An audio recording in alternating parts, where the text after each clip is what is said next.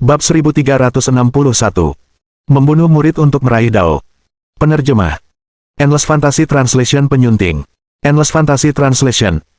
Lu Zhou dapat merasakan aliran kekuatan ilahi, yang memberinya penglihatan dan pendengaran luar biasa.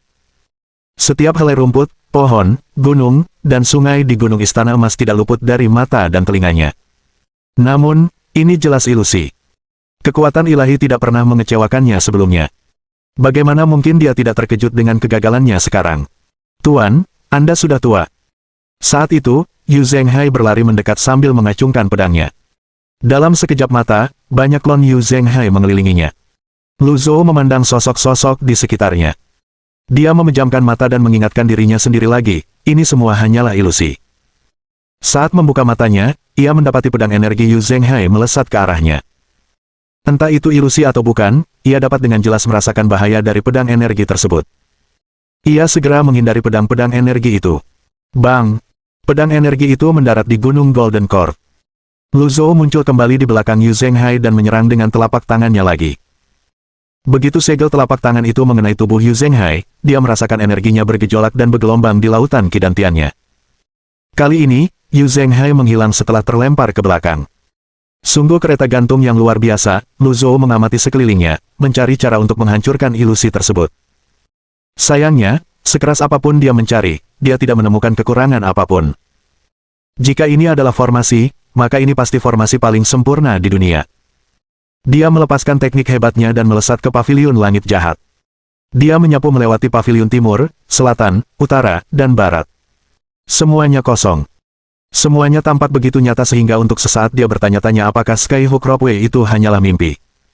Aku harus cepat.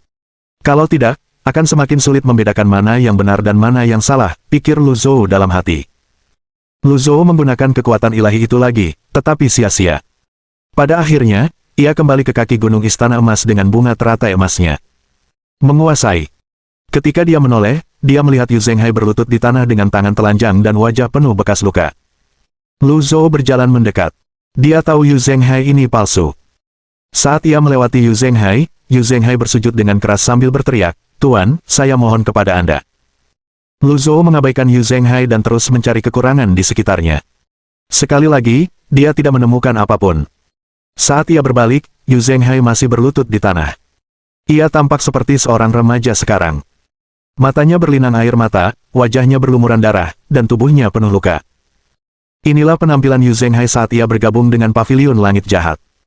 Ia hanya memiliki ingatan samar tentang hal itu, tetapi hari ini, semuanya terpampang jelas di depan matanya.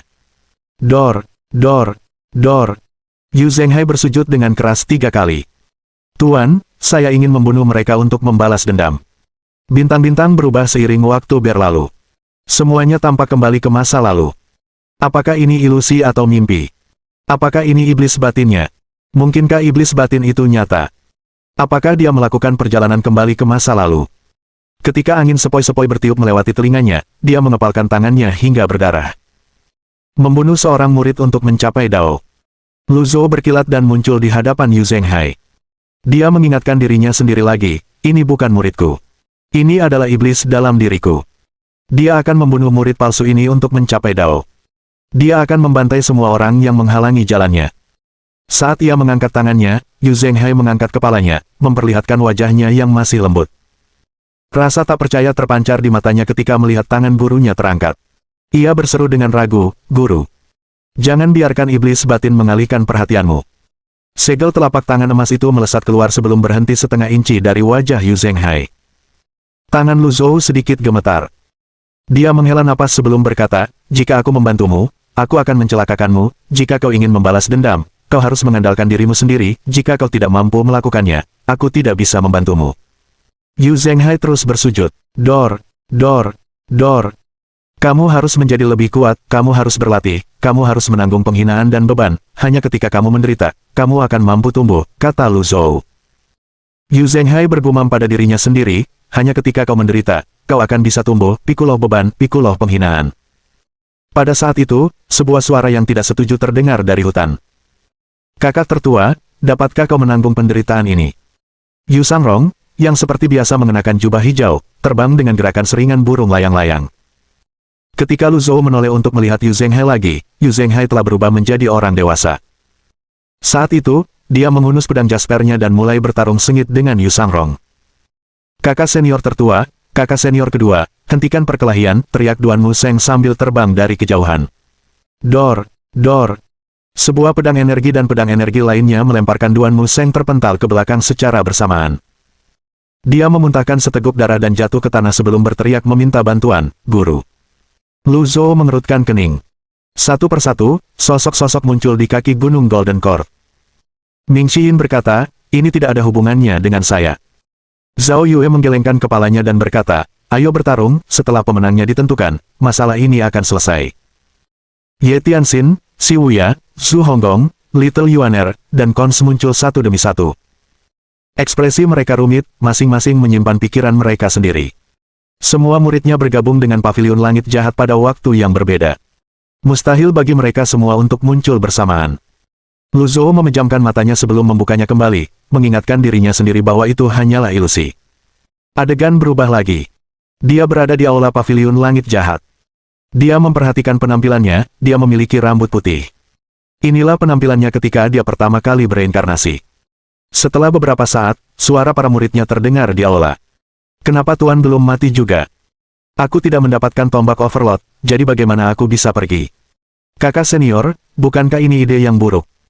Adikku, kau masih muda, guru hanya membina kita agar dia bisa membunuh kita untuk menumbuhkan daun ke-9. Petik 2.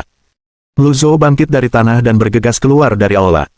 Hanya dalam sedetik, dia tiba kembali di kaki gunung. Segel energi meledak, membuat 10 orang terlempar ke belakang secara bersamaan. Lu Zhou mendarat di tanah, bertanya-tanya apakah dia benar-benar harus membunuh murid-muridnya untuk mencapai Dao. Guru, mengapa Anda tidak melakukannya? Bukankah kau ingin membunuh kalian semua? Menguasai. Jika kalian tidak membunuh kami akan membunuh kalian. Yu Zhenghai, Yu Sangrong, Duan Museng, dan yang lainnya melompat ke udara. Lu Zhou melirik ke arah mereka dan berkata dengan suara berat, kurang ajar. Ledakan. 10 orang terlempar kembali ke belakang. Pada saat yang sama, Lu Zhou merasakan lautan ki di dantiannya semakin gelisah. Ketika dia mengangkat kepalanya, dia melihat ke-10 muridnya kembali terlempar ke belakang. Begitu saja, dia terus mengirim murid-muridnya terlempar ke belakang. Reaksi keras itu memberi tekanan besar pada lautan ki di dantiannya. Dia merasa seolah-olah kekuatannya terkuras dari hatinya. Pada saat itu, sebuah suara terngiang di benaknya. Kau hanya punya 2 pilihan, membunuh atau dibunuh. Lu Zhou. Petik 2. Dia mengangkat kepalanya dan memandang murid-muridnya yang terbang dari segala arah. Kemudian, suara misterius itu terdengar lagi dari arah lain. Kau memiliki tubuh yang sempurna, ini berarti ujian guru terhormatmu 10 kali lebih sulit daripada yang lain. Lu Zhou menjentikkan lengan bajunya, membuat ke-10 muridnya terpental. Kali ini, efek sampingnya membuatnya mengerang sebelum memuntahkan darah. Setelah itu, dia mengangkat kepalanya dan bertanya, bagaimana bisa sempurna? Tidak ada yang tahu, hanya kamu yang punya jawabannya. Aku tidak bisa melihat hatimu, jadi aku tidak bisa membantumu mengatasi iblis batinmu. Di puncak Soaring bagian selatan dan utara, semua orang menatap Lu Zhou dengan heran. Tentu saja, apa yang mereka lihat berbeda dari apa yang dilihat Lu Zhou. Pada saat itu, mereka melihat Lu Zhou memuntahkan seteguk darah sambil berdiri diam di tengah kereta gantung. Angin kencang menderu saat salju turun lebat. Lu Zhou tampak seperti sedang kalah melawan iblis batinnya, tersesat dalam ilusi.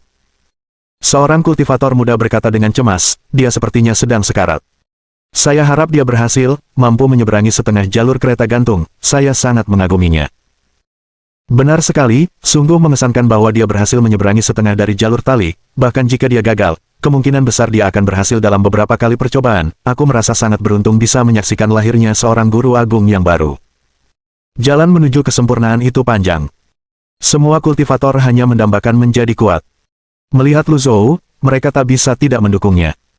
Bahkan bandar judi itu menatap Lu Zhou dengan tatapan membara seolah-olah dia menyemangati Lu Zhou. Setelah melihat Lu Zhou memuntahkan darah dan melukai lautan ki dantiannya, dia berkata, kirim 2 orang untuk menunggu di bawah kereta gantung. Baiklah, aku akan pergi. 2 pemuda terbang di bawah kereta gantung Skyhook. Begitu Lu Zhou jatuh, mereka akan menangkapnya. Pada saat yang sama, di kaki Gunung Istana Emas, Lu Zhou menyaksikan ke-10 muridnya terbang ke arahnya lagi. Bab 1362. Guru Agung yang terhormat. Penerjemah. Endless Fantasy Translation penyunting. Endless Fantasy Translation. Lu Zhou sedikit marah. Sekali lagi, dia melepaskan segel energi. Segel energi tersebut membentuk lingkaran cahaya dan membuat ke-10 muridnya terlempar ke belakang. Dengan demikian, mereka akhirnya lenyap tanpa jejak. Seorang guru tetaplah seorang guru, seorang murid tetaplah seorang murid. Mengkhianati leluhur dan guru, serta menyinggung orang yang lebih tua adalah batasan yang tidak boleh dilanggar. Namun, serangan ini kembali menjadi bumerang baginya. Ia membungkukkan badannya sebelum terhuyung mundur 3 langkah. 3 langkah itu terasa seolah ia telah menyeberangi ribuan gunung dan sungai, meninggalkan paviliun langit jahat jauh di belakang. Saat ia memuntahkan seteguk darah, ia merasakan lautan kidantiannya hancur berkeping-keping. Telinganya berdengung, dan pikirannya kosong. Kemudian, suara misterius itu kembali bergema di udara. Cepat, mundur. Lu Zhou menarik napas dalam-dalam. Dadanya naik turun, ia kehabisan napas. Ia seperti seorang lelaki tua yang telah bertani sepanjang hari dan perlu duduk untuk beristirahat. Setelah lautan kidantiannya hancur, ia menjadi mati rasa terhadap rasa sakit. Lu Zhou menghela napas pelan sambil menggelengkan kepala dan menatap paviliun langit jahat. Dia bergumam, mungkin kau benar, menjadi guru terhormat tidak semudah yang kukira, apakah karena tubuh yang sempurna? Guru agung yang mana, tubuh sempurna yang mana, itu hanyalah rintangan di jalan kultivasi. Teruslah berjalan, beristirahatlah jika perlu, bangkitlah kembali jika terjatuh. Para petani di puncak tertinggi bagian utara dan selatan saling memandang dan mengerutkan kening. Ini gawat, apakah dia dirasuki? Ini bisa memengaruhi kultivasinya di masa depan. Bawa dia kembali. Di puncak Soaring bagian utara, ekspresi Jie Jinan agak muram saat ia menatap Lu Zhou yang berdiri di tengah kereta gantung Skyhook. Dengan angin kencang dan salju lebat, Lu Zhou tampak seolah-olah akan terhempas kapan saja. Pada akhirnya, manusia terlalu tidak berarti. Terlalu sulit bagi mereka untuk melawan langit dan bumi. Mundur. Jie Jinan kembali menyuarakan pendapatnya. Saat mencapai tengah jalur kereta gantung, suara itu berubah menjadi raungan yang menggelegar. Lu Zhou tetap tidak terpengaruh. Ia bertanya dengan nada datar, katakan padaku, apa itu guru terhormat? Tidak seorang pun di puncak Soaring selatan dan utara yang dapat menjawab pertanyaan Lu Zhou. Saat itu, sosok Lu Zhou mulai tampak kabur di tengah angin dan salju.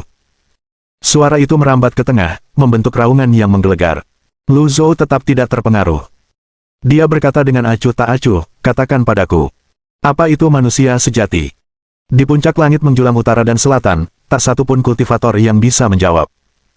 Mereka tidak bisa lagi melihat sosok Lu Zhou dengan jelas. Mereka hanya bisa melihat sosoknya yang buram, berjuang melawan angin dan salju.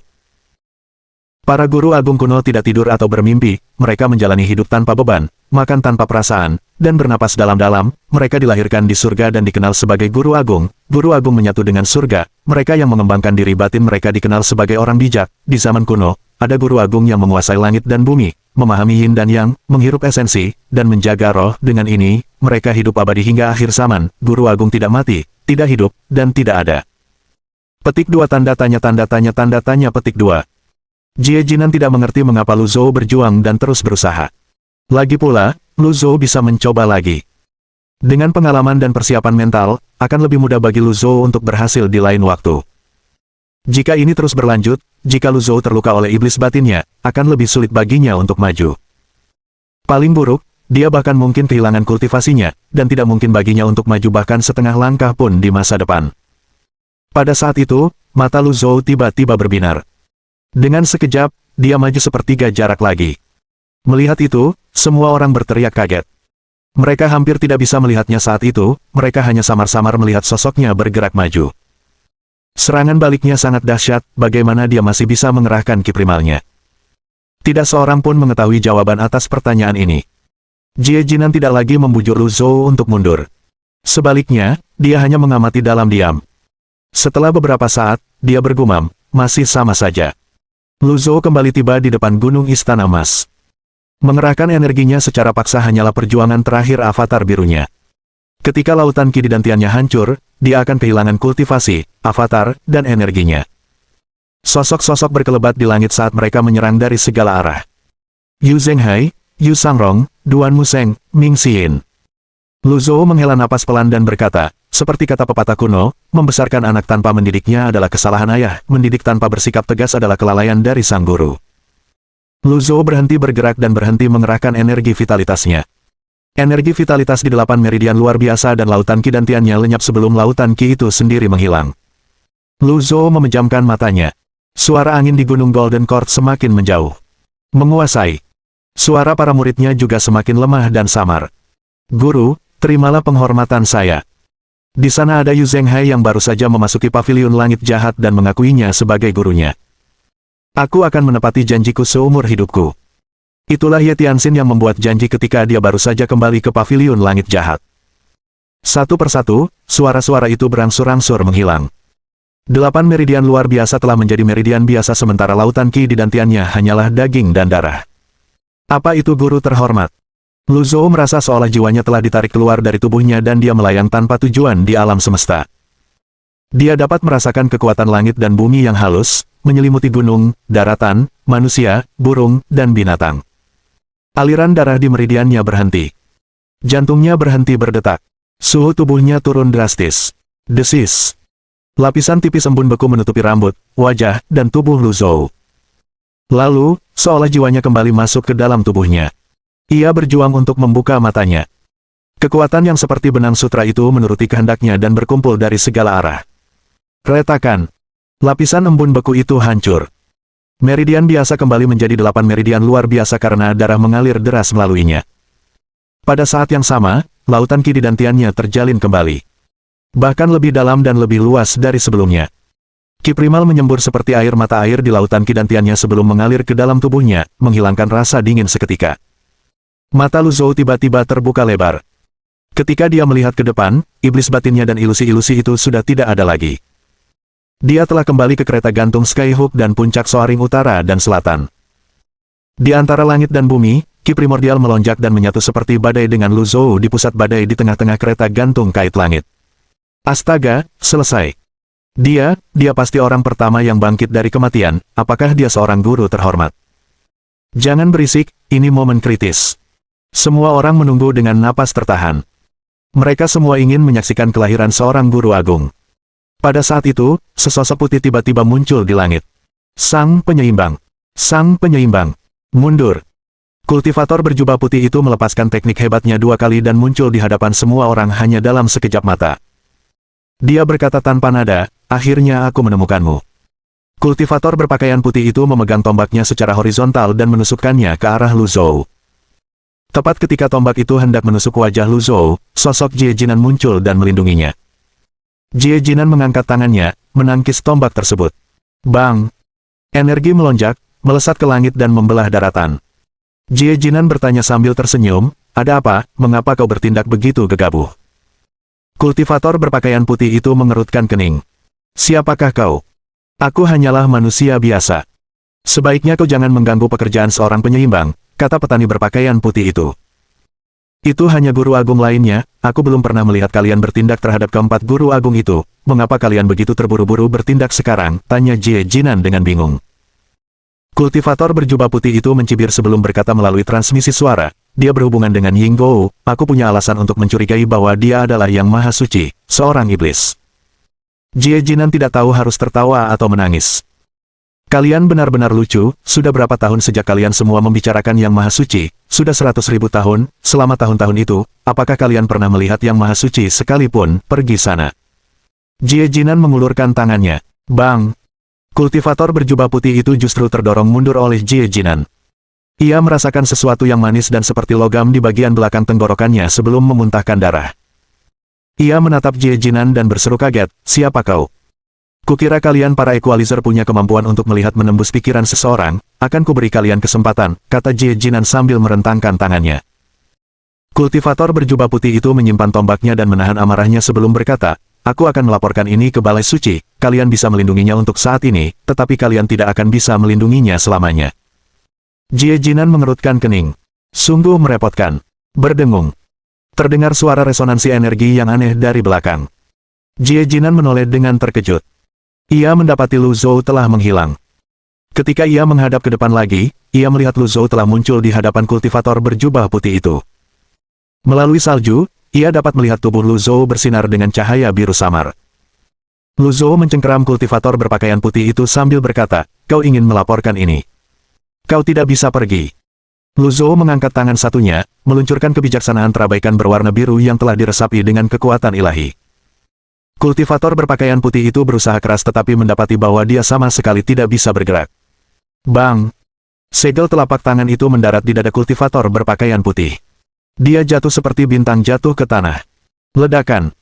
Dalam sekejap mata, kultivator berpakaian putih itu mendarat di kaki puncak yang menjulang tinggi.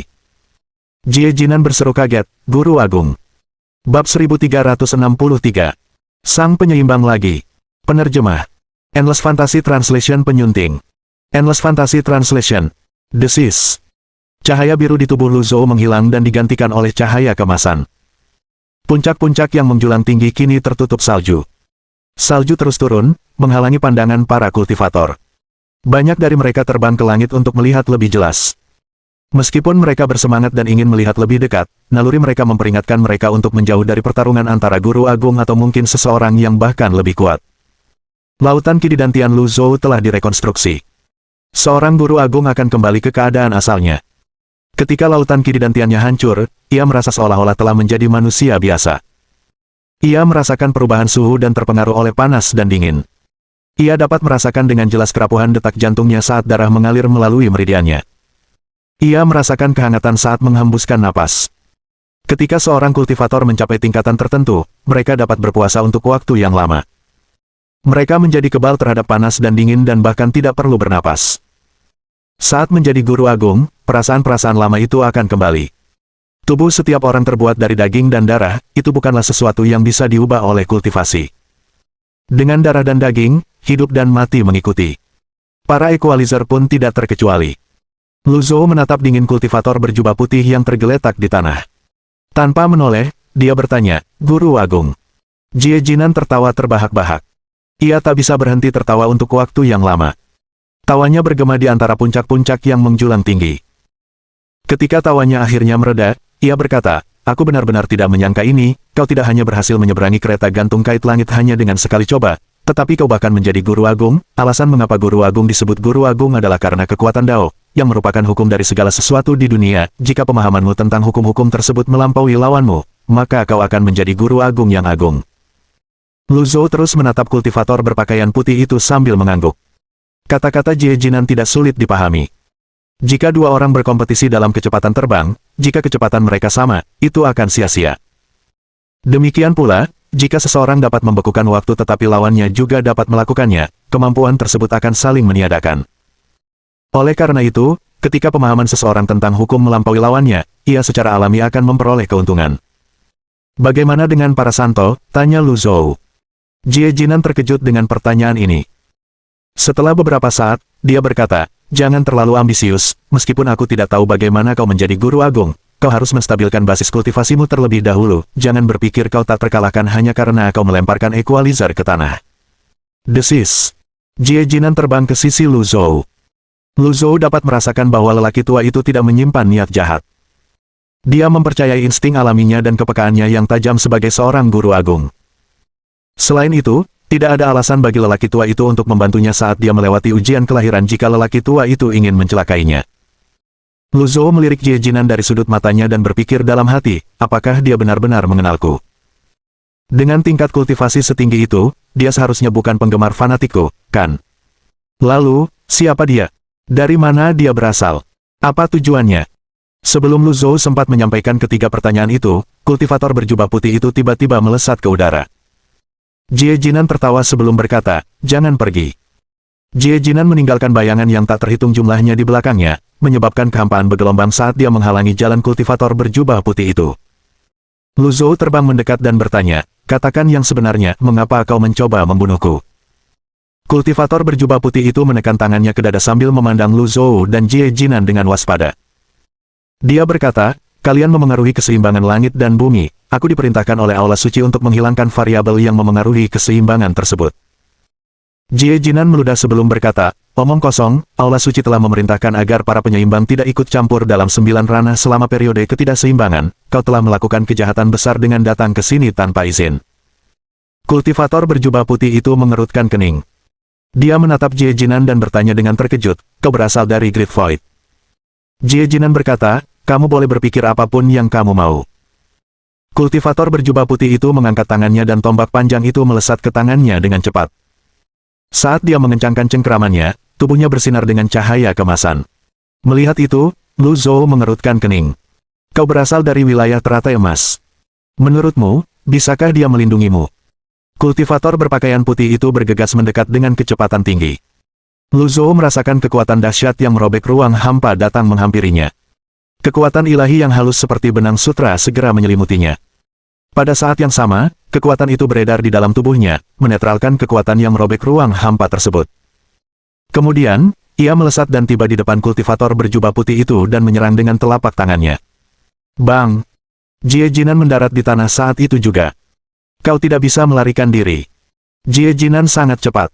Dia menendang equalizer sehingga equalizer memuntahkan darah. Sementara itu, para kultivator dari puncak tinggi utara dan selatan terbang bergantian, ingin melihat lebih dekat. Mereka melihat sang penyeimbang terbaring di dalam lubang yang dalam di tanah. Ekspresinya sangat tidak menyenangkan bercampur dengan sedikit keengganan saat dia berkata, Guru Agung yang terhormat. Lu Zhou berkata, jangan mencoba melawan, kekuatan daomu tidak berdaya melawanku. Sang penyeimbang tiba-tiba terbatuk-batuk hebat, mengeluarkan darah, sebelum berkata, untuk berpikir bahwa seorang guru terhormat yang baru juga merupakan guru agung yang terhormat, tidak salah lagi, kaulah penyebab terbesar ketidakseimbangan ini. Lu Zhou mengerutkan kening. Aku akan memberimu satu kesempatan terakhir, kau bisa menjawab pertanyaanku atau... Sang penyeimbang menggelengkan kepalanya sambil menatap Lu Zhou dan Jie Jinan dengan serius. Kemudian, ia menundukkan kepalanya untuk melihat ke tanah sebelum mengangkatnya lagi untuk melihat ke langit sambil bergumam, aku adalah sang penyeimbang, dan aku setia kepada aula suci. Aku rela mengorbankan hidupku untuk menyingkirkan semua variabel potensial yang mungkin memengaruhi keseimbangan. Aku adalah sang penyeimbang, dan aku setia kepada aula suci. Ayo pergi, kata Jie Jinan. Ketika Jie Jinan terbang melewati Lu Zhou merasakan kekuatan lembut membawanya ke puncak melayang. Dia hendak protes ketika tiba-tiba melihat equalizer meledak dalam cahaya kemasan. Kemudian, kekuatan dahsyat menyapu ke segala arah. Cahaya itu seperti matahari, menerangi ribuan kaki hanya dalam sekejap mata. Banyak kultivator bergegas naik ke kereta gantung Skyhook sementara beberapa bersembunyi di balik puncak-puncak yang menjulang tinggi. Mereka yang berada di kejauhan, tidak menyadari apa yang sedang terjadi, tersapu oleh kekuatan mengerikan itu hanya dalam sekejap mata. Tidak ada yang tahu apakah mereka selamat. Pada saat itu, Jie Jinan berbalik dan mengeluarkan astrolabe raksasa untuk menutupi mundurnya mereka. Melihat hal itu, Lu Zhou berkata, biar saya yang melakukannya. Lu Zhou mengerahkan sedikit tenaga dan menarik Jie Jinan hingga terjatuh. Lalu, berdengung. Sebuah astrolabe yang bahkan lebih menyilaukan daripada matahari menghalangi badai ki primordial. Keempat bagan kelahiran agung tersebut beresonansi. Ketika para kultivator yang bersembunyi mendengar suara resonansi, mereka mengangkat kepala dan melihat pemandangan yang tidak akan pernah mereka lupakan seumur hidup mereka. Sebuah astrolabe seluas langit sepenuhnya menghalangi badai ki primal yang dahsyat. Kekuatan penghancur menerobos sisi-sisi astrolabe seperti banjir besar sementara kedua puncaknya berdiri kokoh di tengah banjir. Badai dahsyat itu berlangsung selama 15 menit penuh sebelum berangsur-angsur mereda. Selama waktu ini, Lu Zhou merasakan kekuatan dari 18 bagan kelahiran. Untungnya, seluruh proses itu mendebarkan tetapi tidak berbahaya. Dia bahkan tidak perlu menggunakan banyak kekuatan ilahinya. Dia mengagumi astrolabenya. Setiap bagan kelahiran adalah hasil dari usahanya yang telaten. Semuanya mewakili pertumbuhannya. Kini, dia akhirnya menjadi seorang guru terhormat. Setelah selesai, ia menyimpan astrolabenya dan mengamati sekelilingnya. Selama seperempat jam ini, Lu Zhou juga merasakan kekuatan dan energi dari 18 tanda kehidupan. Pegunungan, pepohonan, dan sungai telah lenyap. Semuanya telah rata dengan tanah. Area dalam radius puluhan ribu kaki seperti dataran. Tidak ada apapun di sana kecuali dua puncak menjulang dan kereta gantung Skyhook di antara keduanya. Banyak kultivator tersentak saat mereka melihat sekeliling dengan tak percaya setelah selamat dari bencana tersebut.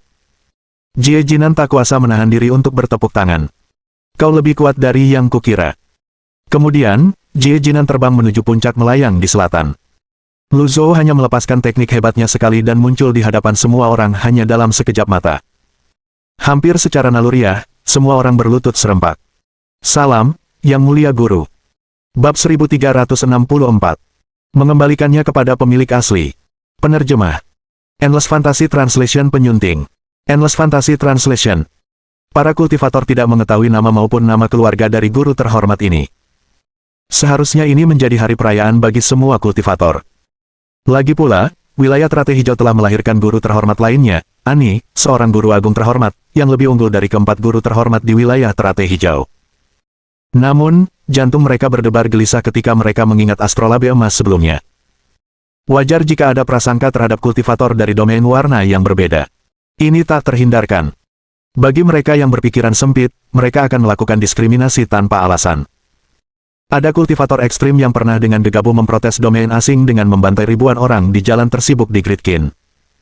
Ini bukanlah insiden diskriminasi ekstrim pertama maupun terakhir.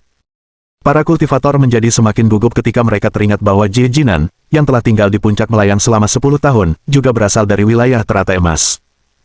Dengan itu, jantung mereka berdebar lebih kencang lagi. Bangkitlah, kata Lu Zhou. Ia merasa sedikit menyesal karena tidak menggunakan kartu penyamaran lebih awal. Menjadi terkenal itu bagus, tetapi dikenali adalah cerita yang sama sekali berbeda. Di masa depan, akan ada semakin banyak penggemar fanatik. Pada saat itu, bandar judi itu melangkah maju dan dengan hormat menyerahkan ginseng darah kepada Jie Jinan sambil berkata, "Senior, saya kalah." Tanpa diduga, Jie Jinan melambaikan tangannya dan berkata, "Ambillah dan bagikanlah di antara kalian." Mata bandar judi itu berbinar mendengar kata-kata tersebut. Tangannya gemetar karena kegembiraan saat ia buru-buru berkata, "Terima kasih, senior." Orang kaya baru ini sangat dermawan. Lu Zhou juga tidak menyangka Jie Jinan akan begitu murah hati. Ginseng darah itu langka dan bermanfaat untuk kultivasi serta menstabilkan bagan kelahiran seseorang. Bahkan bermanfaat bagi guru agung. Pada saat itu, bandar judi melambaikan tangannya. Semua kultivator serentak berseru dengan suara lantang, "Selamat, senior, selamat, kami berharap senior menjadi tak terkalahkan dan tak tertaklukkan dalam semua pertempuran dan untuk ribuan generasi mendatang." Selamat, senior, selamat, kami berharap senior menjadi tak terkalahkan dan tak tertaklukkan dalam semua pertempuran dan untuk ribuan generasi mendatang. Lu Zhou mengerutkan kening. Dia mengangkat tangannya. Berhenti. Suara-suara itu langsung berhenti. Lu Zhou merasa seolah-olah orang-orang ini dirasuki oleh murid kedelapannya secara bersamaan. Jie Jinan berkata, "Kamu pantas mendapatkan ini." "Apakah aku pantas menerima ini?" Lu Zhou bingung. Dia menatap Jie Jinan dan bertanya, "Siapakah kau?" Mereka tidak saling kenal. Para kultivator tercengang. Bukan hanya karena keduanya berbicara dengan sangat akrab, tetapi mereka bahkan berasal dari wilayah Teratai Emas. Jie Jinan tersenyum. "Itu sebenarnya tidak penting, ada dua hal yang mengejutkanku hari ini. Pertama adalah kedatanganmu, dan kedua adalah ketika kau berhasil menjadi guru terhormat hanya dalam satu kali percobaan." Lu Zhou menatap Jie Jinan, merasa bahwa lelaki tua di hadapannya itu adalah seorang penipu ulung. Jie Jinan melanjutkan, "Menurut perjanjian, aku punya sesuatu untuk dikembalikan." "Ah, tunggu, maksudku aku punya sesuatu untuk diberikan kepada orang yang ditakdirkan."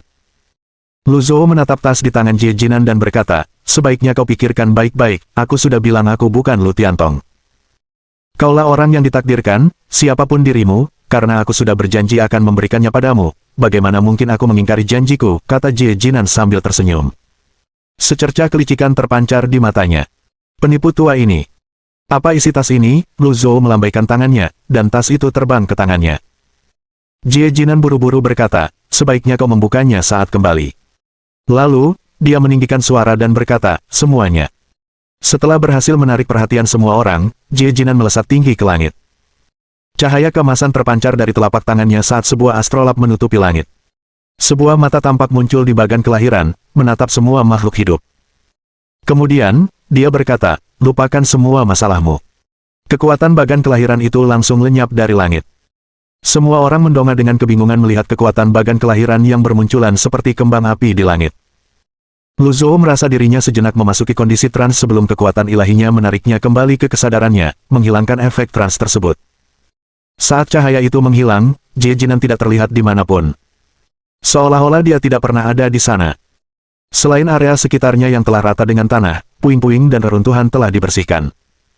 Para kultivator terdiam lama. Satu demi satu, mereka memegang kepala seolah-olah sedang menjernihkan pikiran. "Hah, apa yang terjadi? Apa yang saya lakukan? Kenapa aku berlutut?" Pemuda petani itu bangkit dan membersihkan debu dari lututnya. Aku tidak tahu mengapa aku punya firasat bahwa sesuatu yang besar telah terjadi. Lihatlah sekeliling kita, apakah kamu ingat sesuatu? Aku ingat sosok perkasa melintas di tempat ini, hanya menyisakan 2 puncak menjulang dan kereta gantung Skyhook yang masih utuh. Lu Zhou. Petik 2 tanda tanya petik 2. Dia agak terkejut karena para kultivator tampaknya telah melupakan segalanya. Sebagian orang ingin mengingatnya seumur hidup, sementara sebagian lainnya ingin melupakannya. Terlepas dari itu, kenangan adalah salah satu harta paling berharga bagi manusia. Bagaimana dia menghapus ingatan semua orang dengan kekuatan bagan kelahirannya? Lu Zhou teringat akan kemampuan Yong He untuk membingungkan pikiran. Dalam beberapa hal, kemampuan itu mirip dengan kemampuan Jie Jin. Lu Zhou meletakkan kedua tangannya di belakang punggung dan menoleh untuk melihat kereta gantung Skyhook. Apa itu tubuh sempurna? Apa maksud sang penyeimbang ketika dia mengatakan yang maha jahat telah turun ke dunia? Mengapa sang penyeimbang tiba-tiba ikut campur dalam urusan 9 alam? Dari mana Jie Jinan berasal? Di mana kekosongan agung? Seharusnya aku menangkapnya dan menyiksanya untuk mendapatkan jawaban sebelum dia pergi.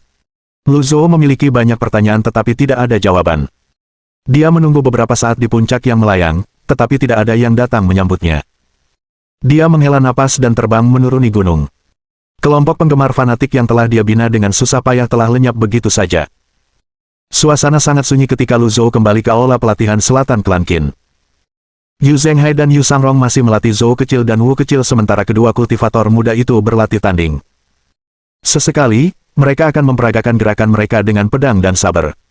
Lu Zhou dapat melihat bahwa mereka juga telah membuat kemajuan besar selama 5 tahun terakhir. Ketika Yu Zhenghai dan Yu Sangrong melihat guru mereka melayang di udara pada ketinggian rendah, mereka segera terbang mendekat. Mereka membungkuk dan memberi salam. Salam, Guru. Lanjutkan, kata Lu Zhou. Guru, mengapa Anda tidak memberi saya beberapa petunjuk? Tanya Yu Zhenghai. Yu Zhenghai sedang mendekati ujian kelahiran keduanya. Jika dia bisa menerima bimbingan dari gurunya, dia akan merasa jauh lebih tenang. Bertentangan dengan dugaan, Lu Zhou berkata tanpa ekspresi, pelajarilah sendiri. Yu Zhenghai. Petik 2 tanda tanya petik 2. Yu Sangrong. Petik 2 tanda tanya petik 2. Lu Zhou langsung menghilang ke dalam aula latihan setelah mengatakan itu. Yu Zhenghai dan Yu Sangrong saling memandang dengan cemas. Yu Zhenghai berkata dengan serius, Guru sudah tua, udara musim gugur sangat dingin, jadi wajar jika beliau sedang dalam suasana hati yang buruk. Sebagai murid, kita tidak boleh terlalu memikirkannya. Kau benar, kata Yu Sangrong. Apakah kita akan melanjutkan? Keduanya terbang menjauh. Bersamaan dengan itu, Lu Zhou mengeluarkan tas tersebut. Sambil melihat pola aneh di bagian belakang tas, dia bergumam curiga, apa isinya? Bab 1365. Harta karun masa lalu. Penerjemah. Endless Fantasy Translation penyunting. Endless Fantasy Translation. Dia membuka bagian belakangnya dan membalikannya. Gedebuk. Sebuah benda hitam dan bulat jatuh dan berguling ke kakinya. Harta karun macam apa ini? 6 indera Lu Zhou luar biasa. Dia bisa mencium sesuatu yang aneh dari benda hitam itu. Dia mengambilnya dan mengamatinya sejenak, tetapi dia benar-benar tidak bisa mengetahui apa itu. Tidak hanya baunya aneh, tetapi juga sedikit busuk. Tingkat kultivasi Jie Jinan tak terukur. Kemungkinan besar benda ini adalah harta karun langka yang bernilai sangat tinggi. Lu Zhou melemparkannya ke tanah. Gedebuk. Tidak terjadi apa-apa. Dia mengambilnya dan menciumnya lagi. Dia ingin mencicipinya tetapi tidak tega melakukannya karena baunya yang menyengat. Dia memikirkannya sejenak. Mungkin, orang lain akan mengenali benda ini. Yang keempat lama. Ming Xiyin menunggangi Qiongqi untuk mencari gurunya segera setelah menerima transmisi suara dari gurunya. Ketika memasuki aula, ia berkata dengan hormat, Guru, apa perintah Anda? Hari-hari Ming Xiyin di aula pelatihan selatan sangat membosankan. Tubuhnya hampir berjamur karena kurang aktivitas. Selama 5 tahun, dia hanya berlatih dan mengajak anjingnya jalan-jalan. Lu Zhou melemparkan benda itu dan bertanya, apakah kamu tahu apa ini? Ming Xiyin menangkap benda hitam itu dan mengendusnya. Kemudian, ia menunjukkan ekspresi jijik sambil berkata, baunya menyengat, bukan itu maksudku, sesuatu yang milik guru pastilah harta karun, ini pasti obat mujarab, kan? Untuk menunjukkan kesungguhannya, Ming Xiyin dengan tegas menggosoknya sebelum mencicipinya. Ia segera meludah dan terbatuk. Guru, rasanya sungguh. Katakan saja, kata Lu Zhou dengan tenang. Benda ini sepertinya bukan harta karun, Tuan, tolong beritahu saya apa ini, saya punya mata, tapi saya tidak bisa membedakan, saya benar-benar tidak tahu apa ini, kata Ming Xiyin sambil diam-diam mengikis sedikit bagian atasnya dan memegangnya di tangannya. Go, go, go, go, go. Qiongqi mengibaskan ekornya ke kiri dan ke kanan sambil menggonggong ke arah benda hitam itu.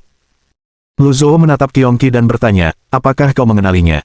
Qiongqi merintih sebelum mundur selangkah. Mata Ming Xiyin berbinar. Kemudian, dia dengan diam-diam memasukkan benda itu ke dalam sakunya sebelum berkata, karena Qiongqi bereaksi terhadapnya, itu pasti harta karun. Aku ingat ketika kita berada di reruntuhan kota Transien, Qiongqi juga menemukan sesuatu yang berwarna hitam. Setelah memakannya, dia menjadi jauh lebih kuat. Makanan. Lu Zhou mengangkat alisnya. Setelah diperhatikan lebih detail, benda hitam itu memang tampak seperti sesuatu yang memang ditujukan untuk dikonsumsi. Namun, baunya sangat tidak sedap. Guru, Anda juga tidak tahu apa ini. Ming Xiyin memandang benda itu dengan bingung. Go, go, go, go, go. Qiongqi menggonggong lebih keras lagi. Lu Zhou melemparkannya ke arah Qiongqi dan berkata, karena ini barang bagus, kamu coba dulu. Jika anjing itu pun tidak mau memakannya, ia harus memeriksanya dengan saksama. Baunya benar-benar menjijikkan. Jika efeknya tidak cukup untuk membuatnya memakannya, ia bisa saja memberikannya kepada Qiongqi. Tidak masalah menggunakan Qiongqi sebagai kelinci percobaan.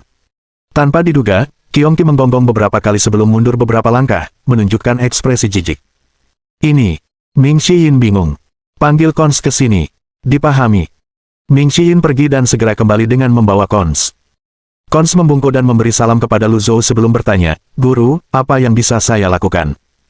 Lu Zhou menunjuk ke arah Qiongqi. Cons langsung mengerti dan mulai berkomunikasi dengan Qiongqi.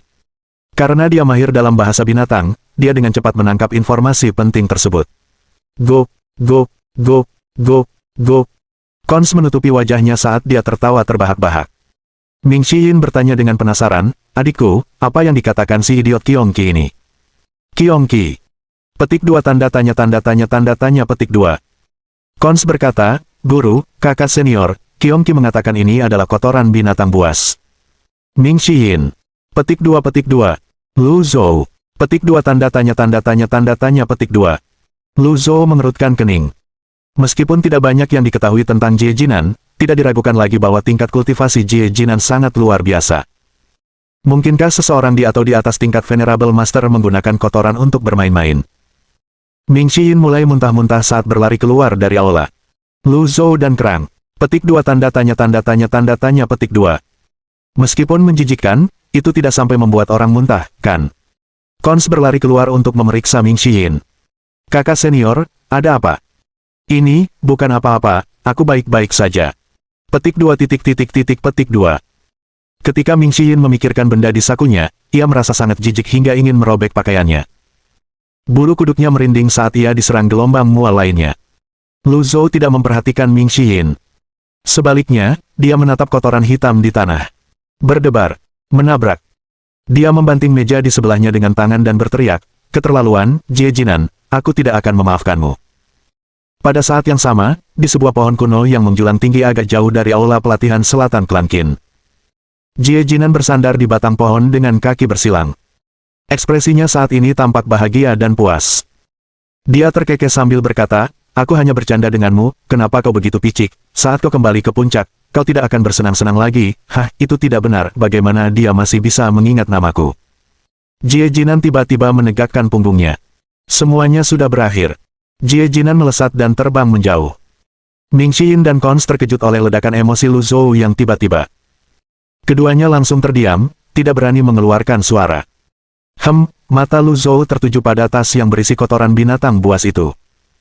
Secara logis, jika itu tas biasa, pasti sudah hancur bersama meja saat dia memukulnya tadi. Namun, tas itu tidak hanya utuh, tetapi motifnya juga berkilau. Lu Zhou akhirnya menyadari sesuatu. Jadi, tas itu adalah harta karunnya. Saat dia memegangnya di tangannya, tas itu bersinar lebih terang dari sebelumnya. Ming Xiyin dan Cons memasuki aula lagi, menatap tas itu dengan rasa ingin tahu. Go, go, go, go, go. Qiongqi menggonggong dengan gembira. Saat Lu Zhou mengencangkan cengkeramannya, semua pola menyala serempak. Ding, kantung langit luas, ini adalah relik suci kuno dan tidak memiliki tingkatan, kapasitasnya bergantung pada tingkat kultivasi seseorang. Mata Ming Xiyin berbinar. Ini adalah harta karun. Lu Zhou mengirimkan seberkas kesadarannya ke dalam tas itu. Ruang tersebut memiliki radius sekitar 100 kaki, dan ketinggiannya setara dengan ruang antara langit dan bumi. Ternyata itu adalah relik suci, tetapi Lu Zhou tidak terlalu membutuhkannya. Lagi pula, dia bisa menyimpan harta karunnya di dalam sistem. Namun, mungkin akan berguna di masa depan. Lagi pula, dia tidak bisa terlalu bergantung pada sistem tersebut. Dengan cukup spiritualitas, senjata dapat diperkecil hingga hampir tidak terdeteksi. Namun, dia memiliki terlalu banyak harta karun untuk membantunya mendapatkan spiritualitas satu persatu. Oleh karena itu, kantung langit luas ini mungkin akan berguna di masa depan. Jie Jinan sepertinya berasal dari Great Void. Apakah dia datang jauh-jauh ke sini hanya untuk mengantarkan tas ini? Dia merasa ada yang tidak beres. Saat dia menyimpan tas itu, go, go, go, go, go. Qiongqi menggonggong sambil melesat ke arah kotoran hitam itu dan mulai mencakarnya. Retakan. Permukaan yang keras itu retak, memperlihatkan sesuatu yang tampak seperti bubuk kapur yang ditaburkan di atas telur. Telur itu halus, berkilau, dan berwarna seperti tinta. Ini. Ming Xiyin terkejut. Cons juga terkejut. Lu Zhou melihat kotoran di lantai dan berkata, begitu ya. Guru, apa yang Anda lihat, apa ini? Ming Xiyin menggaruk kepalanya 2 kali. Kotoran itu menghalangi aura benda ini, bahkan kultivator dengan indera penciuman yang tajam pun tidak akan bisa mendeteksinya, jelas Lu Zhou. Kemudian, dia teringat Jie Jinan dan berkata, metodemu memang brilian. Lu Zhou melambaikan tangannya dengan santai, dan benda hitam berbentuk telur itu terbang ke tangannya. Rasa dingin langsung menjalar ke tangannya. Dia mengerutkan kening. Jantung kehidupan yang didaur ulang. Bab 1366. Jantung kehidupan dari binatang suci kuno. Penerjemah. Endless Fantasy Translation penyunting. Endless Fantasy Translation. Ini jantung kehidupan. Ming Xiyin mendekat dan menatap jantung kehidupan itu dengan rakus. Tuan. Kata, Lu Zhou terdengar lebih panjang di bagian akhir, dan mengandung sedikit nada tantangan. Meskipun hanya satu kata, jelas tertulis, jika kau berani, katakan saja. Ming Xiyin mundur selangkah dengan ekspresi hormat di wajahnya. Bukan apa-apa, aku akan kembali tidur sekarang, maksudku, aku akan kembali berlatih kultivasi sekarang. Kemudian, Ming Xiyin dengan diam-diam melambaikan tangan ke arah Cons. Cons membungkuk lalu mengikuti Ming Xiyin keluar dari aula latihan. Dia merasa Ming Xiyin agak aneh, jadi ketika mereka berada di luar, dia bertanya, kakak senior keempat, apakah ada serangga di tubuhmu? Hah, serangga? Kalau tidak, kenapa kamu terus menggaruk-garuk badanmu? Tanya Cons dengan bingung. Ming Xiyin mulai muntah lagi. Dia bahkan tidak menoleh ke belakang saat melesat pergi sambil muntah. Go, go, go, go, go. Qiongqi buru-buru mengejar Ming Xiyin. Dalam sekejap mata, pria dan anjing itu menghilang di kejauhan, meninggalkan Cons dalam keadaan linglung. Bukankah itu hanya kotoran dari binatang buas? Tidak terlalu menjijikkan, kan? Di dalam aula pelatihan selatan, Lu Zhou mempelajari jantung kehidupan di hadapannya. Dia tidak tahu milik binatang buas mana jantung kehidupan itu, tetapi dia dapat merasakan energi misterius dan tak terukur yang terkandung di dalam jantung kehidupan tersebut. Energi itu seluas dan sedalam samudera, tak terukur. Jauh lebih unggul daripada jantung kehidupan kaisar binatang buas. Binatang suci. Lu Zhou terus mempelajarinya. Dia tidak bisa menentukan nilainya. Mari kita uji. Lu Zhou mengepalkan tangannya dan mengerahkan ki primalnya. Ki itu mengalir di sepanjang 8 meridian luar biasa miliknya sebelum melonjak keluar dari telapak tangannya dan masuk ke jantung kehidupan. Berdengung. Gambaran-gambaran buram mulai muncul di benak Lu Zhou. Dia melihat astrolab dan avatar bertabrakan di langit. Darah berhujan, laut terbelah, dan dunia runtuh. Lu Zhou segera memutus ki primalnya. Jantung kehidupan itu jatuh dari tangannya, berguling beberapa kali di tanah sebelum berhenti. Lu Zhou tampaknya terinfeksi oleh perasaan-perasaan aneh.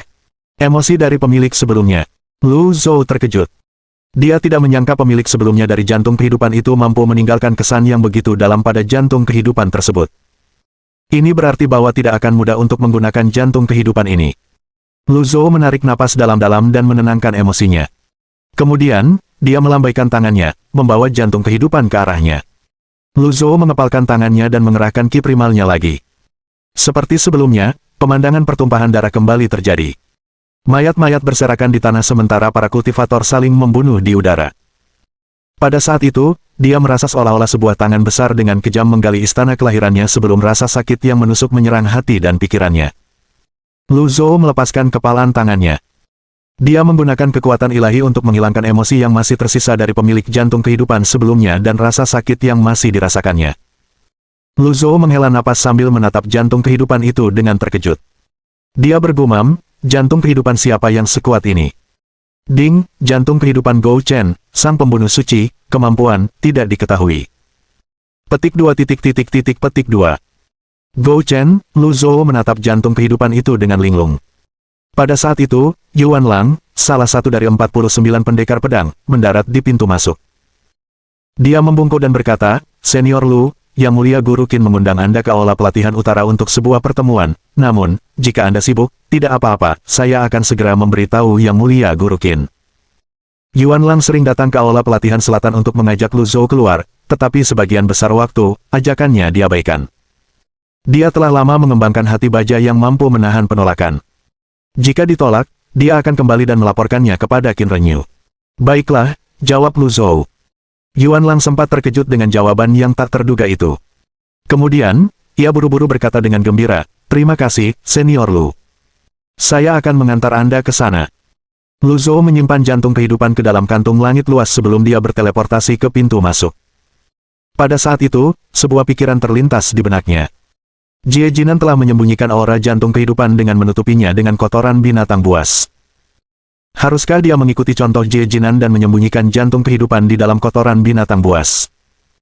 Lagi pula, harta karun hanya akan menarik masalah. Bahkan para ahli pun akan menginginkan harta karun seperti itu. Namun, ketika dia memikirkan kotoran itu, dia menggelengkan kepalanya. Lupakan saja. Aku bahkan tidak takut sekarang karena salah satu benih kekosongan agung telah terungkap, dan benda ini jelas tidak bisa dibandingkan dengan benih kekosongan agung. Petik 1. Pimpinlah jalan. Duo itu terbang menuju aula pelatihan utara dan tiba hanya dalam sekejap mata. Saat Lu Zhou mendarat, Qin Renyu menghampirinya dengan senyum di wajahnya. Saudara Lu, saya minta maaf karena tidak mengundang Anda secara pribadi. Ketika Lu Zhou melihat betapa meriahnya acara itu, dia bertanya, peristiwa apa yang pantas dirayakan semeriah ini? Qin Renyu berkata, wilayah Teratai Hijau memiliki guru terhormat lainnya. Seseorang melihat tanda-tanda kelahiran guru agung baru di dekat puncak kait langit, kata Qin Renyu. Lu Zhou. Qin Renyu tertawa terbahak-bahak. Ia 100 kali lebih bahagia daripada saat ia lulus ujian guru agung. Ia berkata, ada desas-desus bahwa guru agung yang baru adalah guru agung yang agung, jika ia benar-benar guru agung yang agung, itu akan sangat hebat, seberapapun seriusnya ketidakseimbangan itu, keamanan wilayah Teratai Hijau tidak akan terancam, wajar saja jika aku harus berbagi kabar baik ini dengan kakak Lu. Lu Zhou merasa tidak perlu menjelaskan dirinya. Dia memasuki aula latihan dan secara acak mencari tempat duduk. Qin Renyu memilih tempat duduk di seberang Lu Zhou. Setelah duduk, dia berkata sambil tersenyum, aku juga mengundang 8 pria bebas ke sini meskipun tidak semuanya bisa hadir. 8 orang merdeka. Mereka mewakili 8 kekuatan di wilayah Teratai Hijau, mereka mendengar tentang kelahiran guru agung yang baru dan ingin meminta bantuan saya agar mereka dapat mengunjunginya, jelas Qin Renyu. Jadi, kamu ingin aku mengunjunginya juga? Qin Renyu dapat merasakan ada sesuatu yang aneh dalam nada bicara Lu Zhou, jadi dia berkata, tidak. Aku tidak berani menanyakan hal itu kepada kakak Lu. Lu Zhou menatap guci anggur di atas meja dan mengenang masa-masanya di kereta gantung Skyhook. Dia masih ingat dengan jelas perasaan di 8 meridian luar biasa miliknya sebelum dan sesudah dia menjadi guru terhormat. Petik 2. Lu Zhou menuangkan anggur ke dalam cangkirnya sebelum meminumnya dalam sekali teguk. Aroma anggur itu meleleh di lidahnya, dan kehangatannya meresap ke dalam hatinya. Itu adalah perasaan yang sudah lama tidak ia rasakan dan membuatnya merasa nostalgia. Setelah beberapa saat, Lu Zhou bertanya, apakah kamu mengenal Gou Chen? Gou Chen, tanya Qin Renyu. Kemudian, dia berkata, itu adalah salah satu binatang suci kuno, sebelum hilangnya kekosongan agung, manusia dan binatang buas hidup bersama, ketika era kekacauan dimulai, dunia jatuh ke dalam kekacauan, dan manusia serta binatang buas perlahan mulai terpisah, kemudian, terjadi perang saudara di antara manusia, yang membagi wilayah, mirip dengan manusia, binatang buas juga berperang, besar dan kecil, di antara mereka sendiri, secara umum, binatang buas dari sebelum kekosongan agung menghilang dikenal sebagai binatang suci kuno, namun, mereka secara bertahap punah karena perang, menjadi semakin langka, banyak jantung kehidupan mereka dipanen oleh manusia, hanya beberapa binatang suci kuno yang kuat yang tersisa, tetapi keberadaan mereka tidak diketahui, jantung kehidupan mereka dikenal sebagai jantung kehidupan kekosongan agung kuno, adapun Gou Chen, seharusnya sudah lama punah. Bab 1367 Sang Guru Agung yang terhormat menjadi tamu di kediamanku yang sederhana. Penerjemah. Endless Fantasy Translation penyunting. Endless Fantasy Translation. Lu Zhou mengangguk dan berkata, ada manusia purba, jadi tentu saja akan ada binatang buas purba, selain wilayah inti tanah tadi kenal, kemana lagi binatang buas itu bisa pergi? Qin Renyu terkekeh sebelum berkata, aku tidak menyangka kakak lu tertarik dengan ini, setelah menghilangnya kekosongan agung, dengan tanah tadi kenal di tengahnya, tanah itu terpecah menjadi 9 wilayah, dikelilingi oleh samudera tak berujung, ada pulau-pulau yang tersebar di seluruh samudera, beberapa binatang buas yang cerdas dan kuat bermigrasi ke sana untuk menghindari bencana akibat terpecahnya tanah. Bagaimana dengan makhluk laut? Tanya Lu Zhou.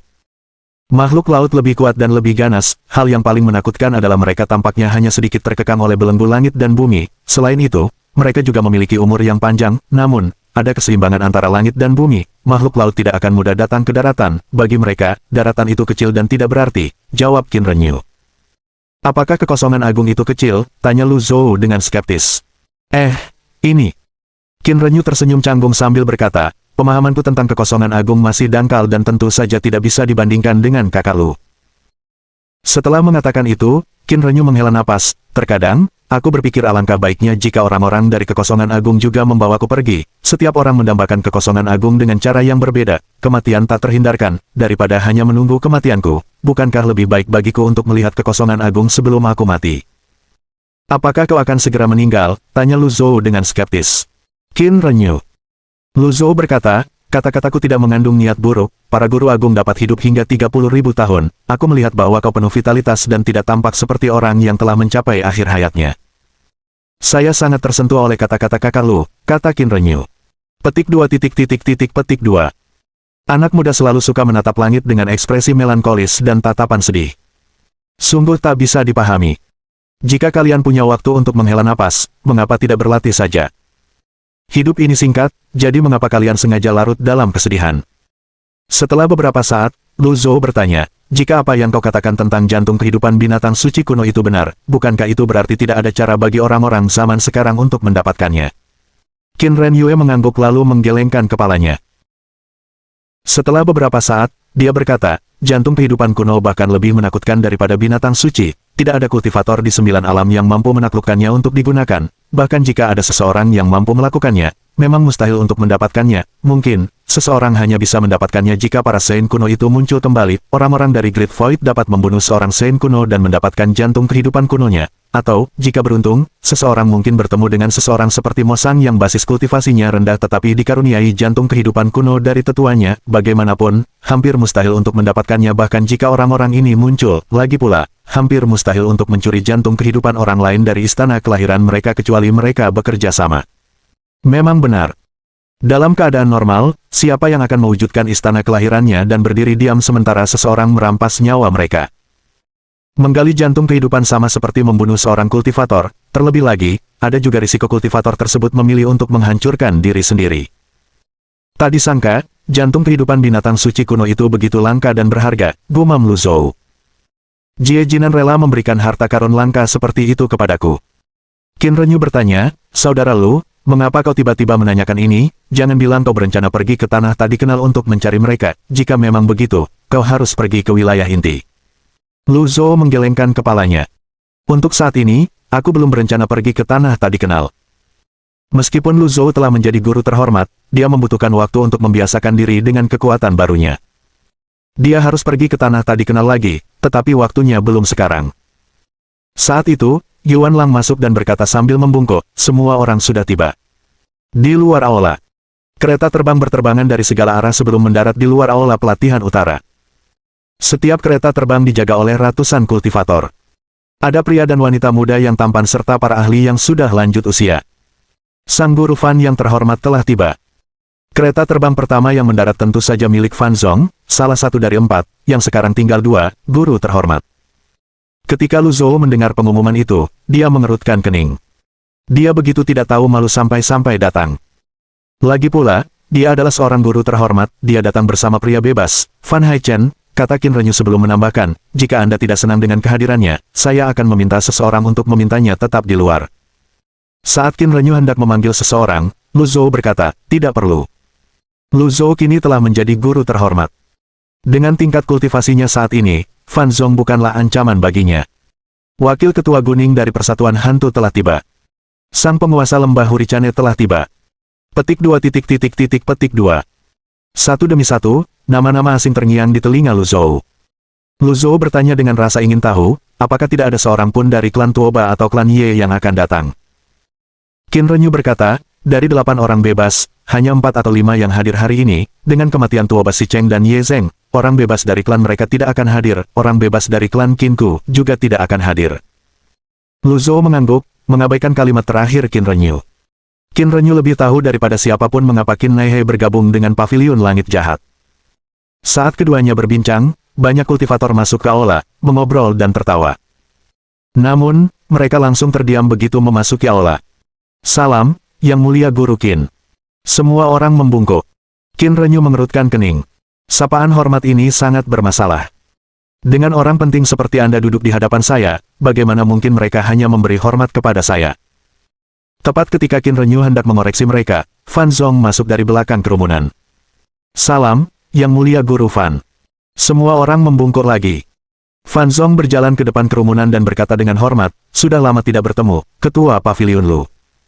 Lu Zhou hanya melirik Fan Zong sebelum mengabaikannya. Setiap orang. Semua orang yang hadir adalah orang-orang berstatus tinggi. Mereka tahu bahwa kultivator yang bisa berdiri sejajar dengan Qin Renyu bukanlah orang biasa. Namun, jika Qin Renyu tidak memperkenalkan mereka, akan canggung bagi mereka untuk dengan gegabah membungkuk kepadanya. Qin Renyu tersenyum dan berkata, ini temanku, Ketua Paviliun Lu dari Paviliun Langit Jahat. Mata Sang Yan, penguasa lembah badai, langsung berbinar. Dia melangkah maju dan berkata, aku sudah banyak mendengar nama besarmu, penguasa Paviliun Lu. Pertempuran Lu Zhou dengan Phoenix Api di tanah tak dikenal telah mengguncang wilayah Teratai Hijau. Banyak orang telah mendengar nama Lu Zhou karena pertempuran itu, tetapi tidak seorang pun dari mereka pernah bertemu dengannya. Ternyata, Anda adalah Ketua Paviliun Lu, suatu kehormatan bisa bertemu dengan Anda di sini. Semua orang melangkah maju satu persatu untuk memberi hormat. Melihat bahwa orang-orang tidak akan berhenti membungkuk dalam waktu dekat, Lu Zhou melambaikan tangannya dan berkata, abaikan formalitasnya. Terima kasih, Ketua Paviliun Lu. Kemudian, Qin Renyu berkata, silakan duduk. Setelah semua orang duduk, Qin Renyu berkata, saya yakin kalian semua sudah tahu mengapa kita semua berkumpul hari ini. Fan Zong tersenyum. Di masa lalu, kami selalu menyelenggarakan acara-acara ini di aula pelatihan Yang Mulia Guru Tuoba atau Tanah Suci Yanan milik Yang Mulia Guru Ye Zheng, tahun ini akhirnya giliranmu.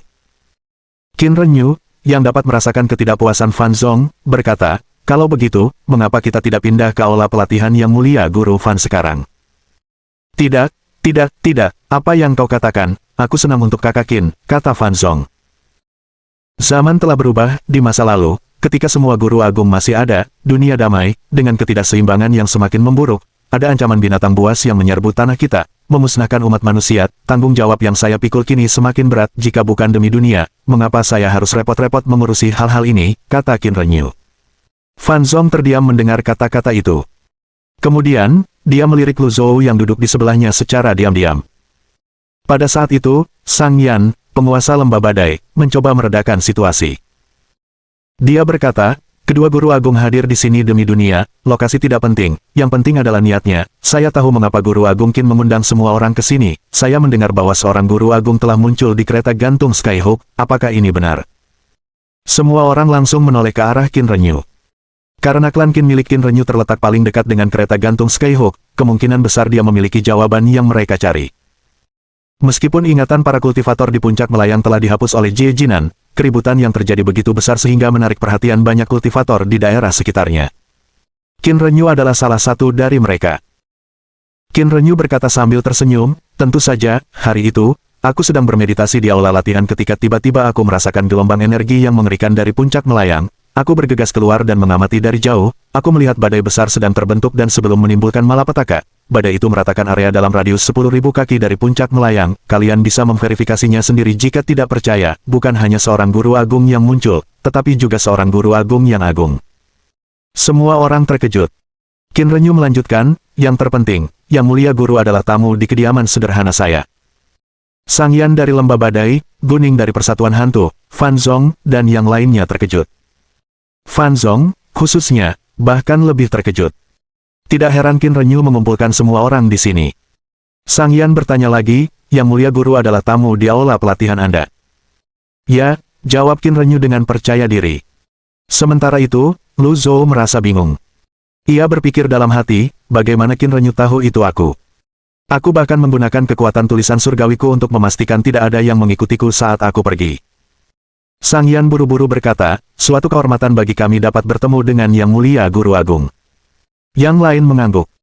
Qin Renyu berkata lagi, Guru Agung baru saja melewati ujian kelahiran, mungkin, karena kurang pengalaman, beliau mengatakan bahwa ia merasa tidak enak badan ketika saya mengundangnya, beliau muntah terus-menerus, beliau akan datang menemui kita sebentar lagi. Lu Zhou merasa terkejut dalam hati. Dia tidak membicarakan aku. Itu orang lain. Siapa yang berani berpura-pura menjadi aku? Lu Zhou sudah mulai muak dengan para penipu. Sang Yan bertanya, dengan jelas kebingungan, bahkan seorang guru agung pun bisa merasa tidak enak badan. Tentu saja, kata Guning sambil menyenggol Sang Yan. Ah, benar tentu saja, kita akan menunggu sampai dia merasa lebih baik sebelum menemuinya, kata Sang Yan buru-buru. Sekalipun dia tahu itu hanya alasan, dia tetap harus bertindak seolah-olah itu nyata. Lu Zhou bertanya dengan skeptis, Qin Renyu, apakah Anda mengenal guru agung dari puncak-puncak tinggi? Dalam kegembiraannya, Qin Renyu hampir lupa tentang Lu Zhou. Ia berkata dengan kegembiraan yang tak terkendali, Kakak Lu, kau pasti lebih bahagia daripada aku saat kau berada di aula pelatihan selatan hari itu, selamat, Kakak Lu, selamat. Ucapan, selamat, Qin Renyu mengejutkan Lu Zhou dan semua orang yang hadir. Dia membicarakan siapa? Pada saat itu, sebuah suara terdengar dari luar aula pelatihan. Saya di sini, Yang Mulia Guru Qin, saya akan kecewa jika Anda tidak menyiapkan makanan dan anggur yang enak. Semua orang serentak menoleh ke arah suara itu. Tak lama kemudian, Ming Xiyin berjalan memasuki aula dengan Qiong Qi di belakangnya. Lu Zhou mengerutkan kening. Qin Renyu adalah orang pertama yang berbicara. Keponakan muda yang terhormat, oh, tidak, maksud saya, salam, Yang Mulia Guru. Yang lain terkejut dan tak percaya. Ini adalah pertama kalinya mereka melihat guru agung yang begitu muda. Namun, karena Qin Renyu yang pertama menyapa guru agung muda itu, seharusnya tidak ada kesalahan. Dengan itu, semua orang melangkah maju satu persatu. Salam, Yang Mulia Guru Besar. Ming Xiyin. Ming Xiyin menggaruk kepalanya dengan bingung sebelum berkata, Yang Mulia Guru Qin, lelucon ini sama sekali tidak lucu. Qin Renyu tersenyum penuh rahasia kepada Ming Xiyin sebelum berkata, jangan rendah hati, sebagai guru agung, statusmu lebih tinggi dariku, bahkan kakak lu pun harus. Qin Renyu dengan tegas menahan kata-kata selanjutnya agar tidak keluar dari mulutnya. Dia batuk untuk menutupi kesalahannya. Gedebuk. Ming Xiyin langsung berlutut dan bersujud. Salam, Guru. Semua orang bingung. Apakah guru agung yang terhormat itu murid dari ketua Pavilion Lu? Fan Zong tak percaya. Bukan tidak mungkin, tetapi hampir tidak pernah terdengar seorang murid melampaui gurunya. Sudah cukup baik jika sang guru tidak menahan diri saat mengajar murid, bagaimana mungkin seorang murid melampaui gurunya? Saat itu, Ming Xiyin buru-buru menjelaskan, Guru, ini adalah kesalahpahaman dari Yang Mulia Guru Qin, saya bukan siapa-siapa, Yang Mulia Guru Agung. Lu Zhou mengangguk. Dia tahu murid keempatnya tidak akan berani menyamar sebagai guru agung, apalagi guru agung yang mulia. Jelas bahwa Qin Renyu telah salah paham tentang situasinya. Karena itu, dia berkata, meskipun bakat murid keempat tidak buruk, dia masih memiliki jalan panjang sebelum menjadi guru agung yang mulia. Pada saat itu, Fan Zong mengeluarkan mutiara Qi.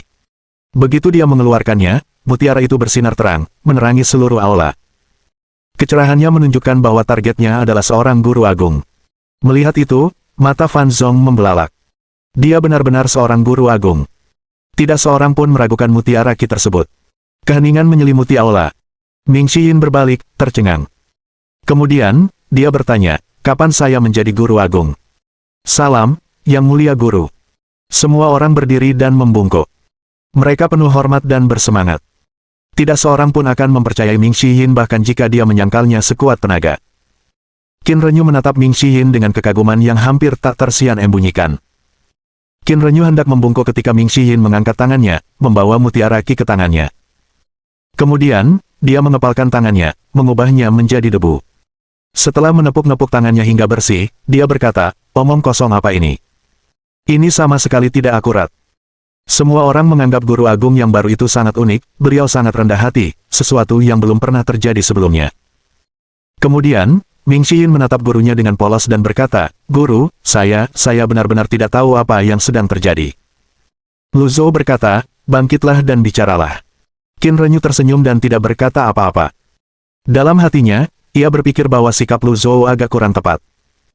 Jika seorang anggota klan Qin menjadi guru agung, ia pasti akan sangat ingin memuja murid tersebut.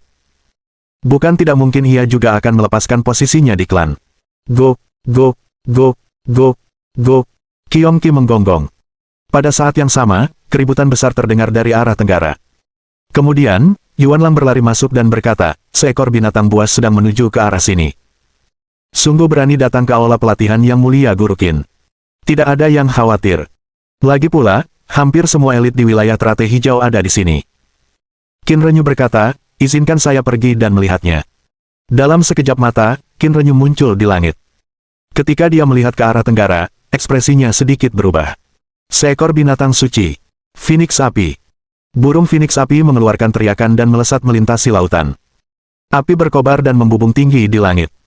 Para kultivator yang menjaga kereta terbang di luar sangat ketakutan hingga wajah mereka langsung pucat.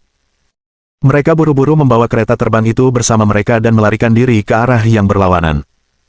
Tak lama kemudian, Fire Phoenix tiba di atas aula pelatihan utara. Gelombang panas yang menyengat langsung melanda. Qin Renyu berteleportasi kembali ke aula dan berkata, itu adalah binatang suci, Phoenix Api, Guru Agung, tolong bertindak, kita tidak boleh membiarkannya menimbulkan malapetaka di wilayah Teratai Hijau. Ming Shiyin. Petik 2 tanda tanya petik 2.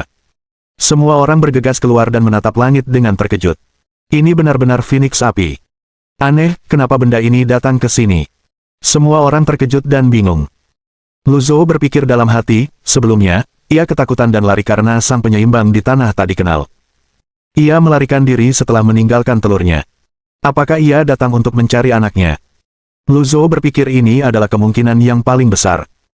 Saat itu, ekspresi Fan Zong tampak serius sambil menangkupkan tinjunya ke arah Ming Shiyin, Lu Zhou, dan Qin Renyu dan berkata, jika kita berempat bekerja sama, meskipun kita tidak bisa membunuhnya, kita seharusnya bisa mengusirnya. Saudara Lu memiliki pengalaman bertarung dengan Phoenix Api, semuanya, jangan terlalu khawatir. Yang lain mengangguk. Sekarang semuanya terserah pada ketua pavilion Lu dan Guru Agung yang terhormat. Binatang suci memang sekuat para Sein. Bahkan jika mereka semua bergabung, tetap saja tidak mudah untuk mengalahkan Phoenix Api.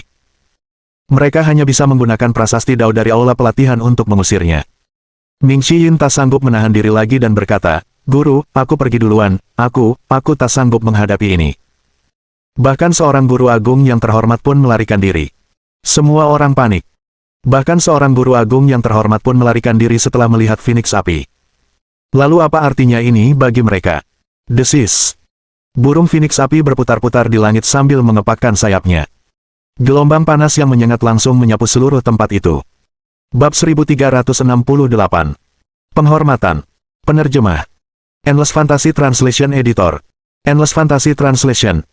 Gelombang panas yang menyengat menyapu aula pelatihan utara dan selatan. Ribuan murid dari klan Qin buru-buru mundur dan bersembunyi di tanah. Sementara itu, ke-49 pendekar pedang mempersiapkan diri untuk pertempuran. Jika makhluk suci seperti Phoenix Api mengerahkan seluruh kekuatannya, semuanya akan berakhir. Ke-49 pendekar pedang itu telah menyaksikan sendiri adegan di mana Phoenix Api melukai ke-36 pembawa bendera biduk sekaligus. Mereka tidak berpikir bahwa mereka lebih kuat daripada ke-36 pembawa bendera tersebut. Burung Phoenix Api menyemburkan semburan api ke arah prasasti Dao. Tulisan-tulisan itu berkedip dengan sangat cepat. Binatang suci ini terlalu kuat, penghalang dari prasasti itu hanyalah lelucon baginya, kata Fan Zong. Qin Renyu tentu tahu bahwa penghalang prasasti Dao tidak dapat menahan Phoenix Api. Namun, dia tetap merasa tidak senang ketika mendengar kata-kata Fan Zong. Karena itu, dia berkata dengan dingin, kau bukan main-main. Jadi, bisakah kau menghalanginya untukku? Fan Zong terdiam. Meskipun keduanya adalah Guru Agung, Fan Zong sedikit lebih lemah daripada Qin Renyu. Lebih tepatnya, Fan Zong adalah yang terlemah di antara keempat Guru Agung. Mungkin, ini disebabkan oleh karakternya yang terlalu berhati-hati. Selain itu, dengan karakternya, ia ditakdirkan untuk memiliki teman-teman yang tulus. Lagi pula, ia tidak selalu berusaha menyeimbangkan hubungan, tidak ingin menyinggung semua pihak. Dengan kata lain, dapat dikatakan bahwa ia adalah tipe orang yang hanya peduli pada dirinya sendiri dan mengabaikan dunia. Langit berwarna merah menyala.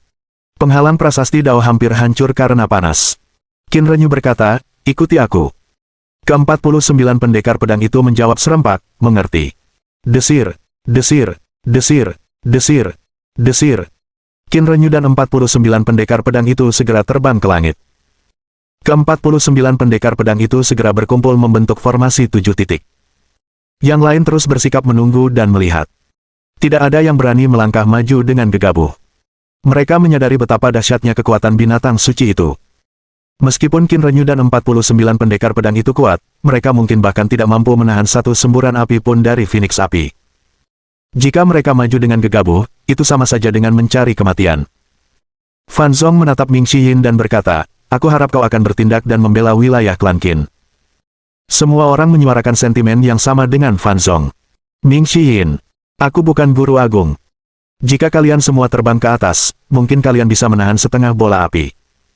Jika aku naik, aku akan menjadi abu. Aku tidak akan bergerak meskipun kalian memukuliku sampai mati. Ketika Phoenix api melihat Qin Renyu dan 49 pendekar pedang melayang ke langit, ia menjerit. Jeritannya yang melengking menggema di seluruh langit. Namun, ia tidak menyerang. Qin Renyu mengerutkan kening dan berkata, ini bukan tempat yang seharusnya kau datangi. Burung Phoenix api mengepakkan sayapnya, mengipasi api yang mewarnai langit menjadi merah. Sementara itu, Yu Zhenghai, Yu Sangrong, Little Yuaner, dan Cons melayang di udara di atas lapangan latihan selatan dan memandang Phoenix api yang besar. Phoenix api, semuanya, hati-hati, kata Yu Zhenghai memperingatkan. Aula pelatihan di selatan letaknya cukup jauh sehingga mereka aman untuk sementara waktu. Burung Phoenix api memandang rendah semua orang di aula pelatihan utara. Kemudian, ia membentangkan sayapnya dan mendongakkan kepalanya ke belakang dengan paruhnya terbuka. Melihat itu, ekspresi Qin Renyu berubah drastis.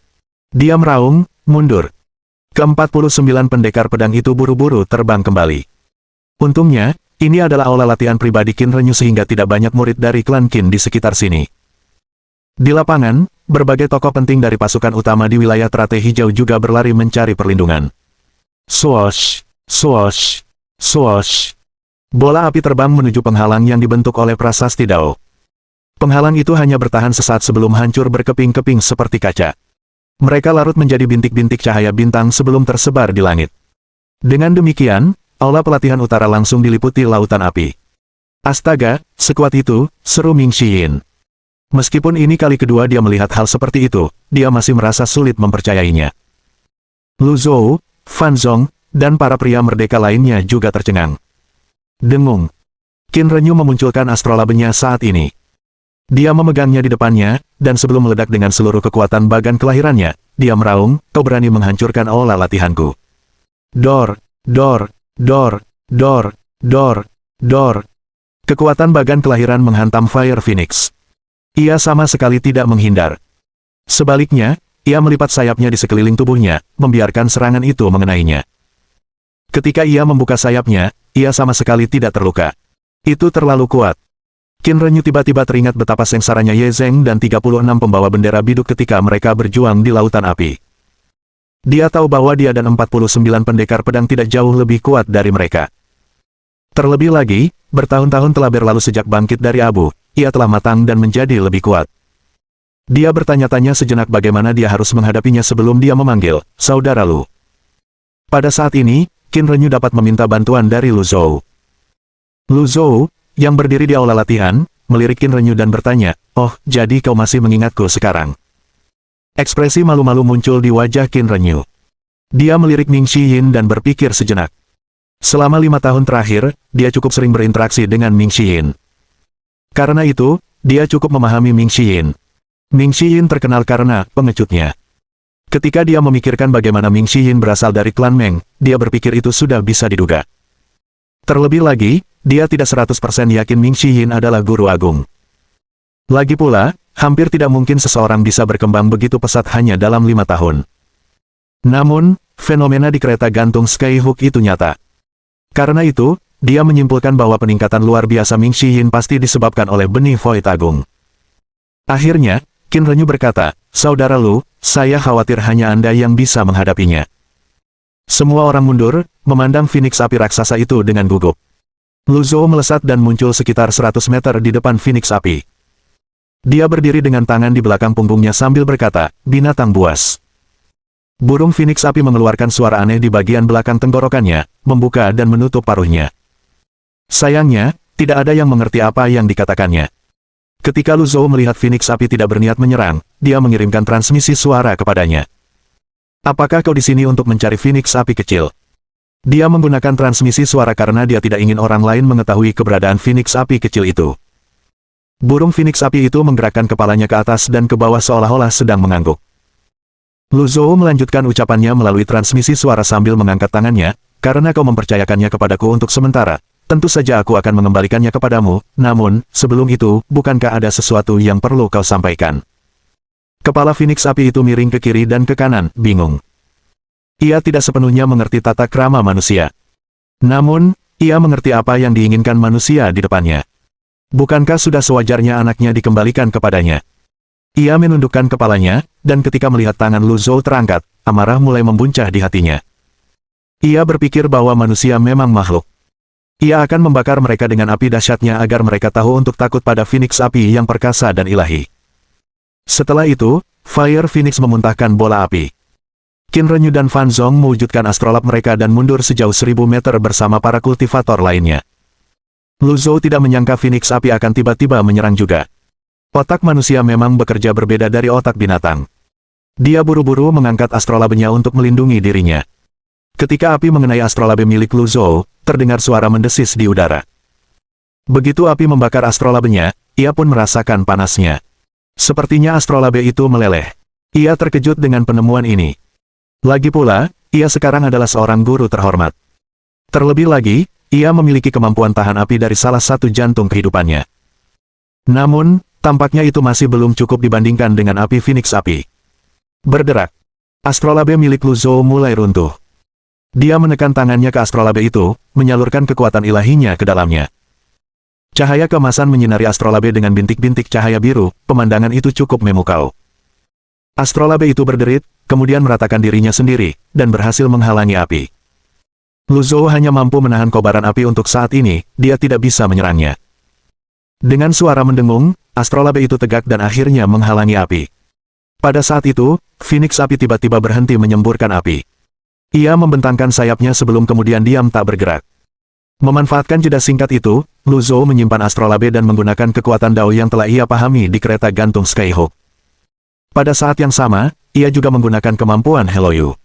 10 klon muncul di udara secara instan. Semua orang melihat kekosongan itu sedikit bergelombang.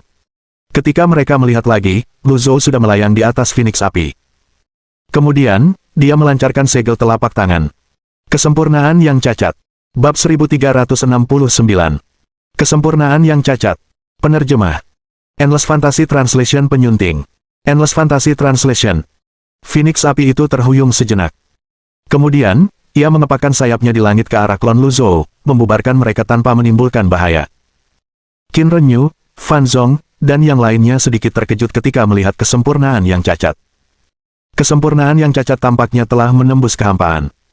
Secara logika, stempel telapak tangan seharusnya melesat keluar dari telapak tangan dan terbang sesuai lintasannya sebelum mengenai target.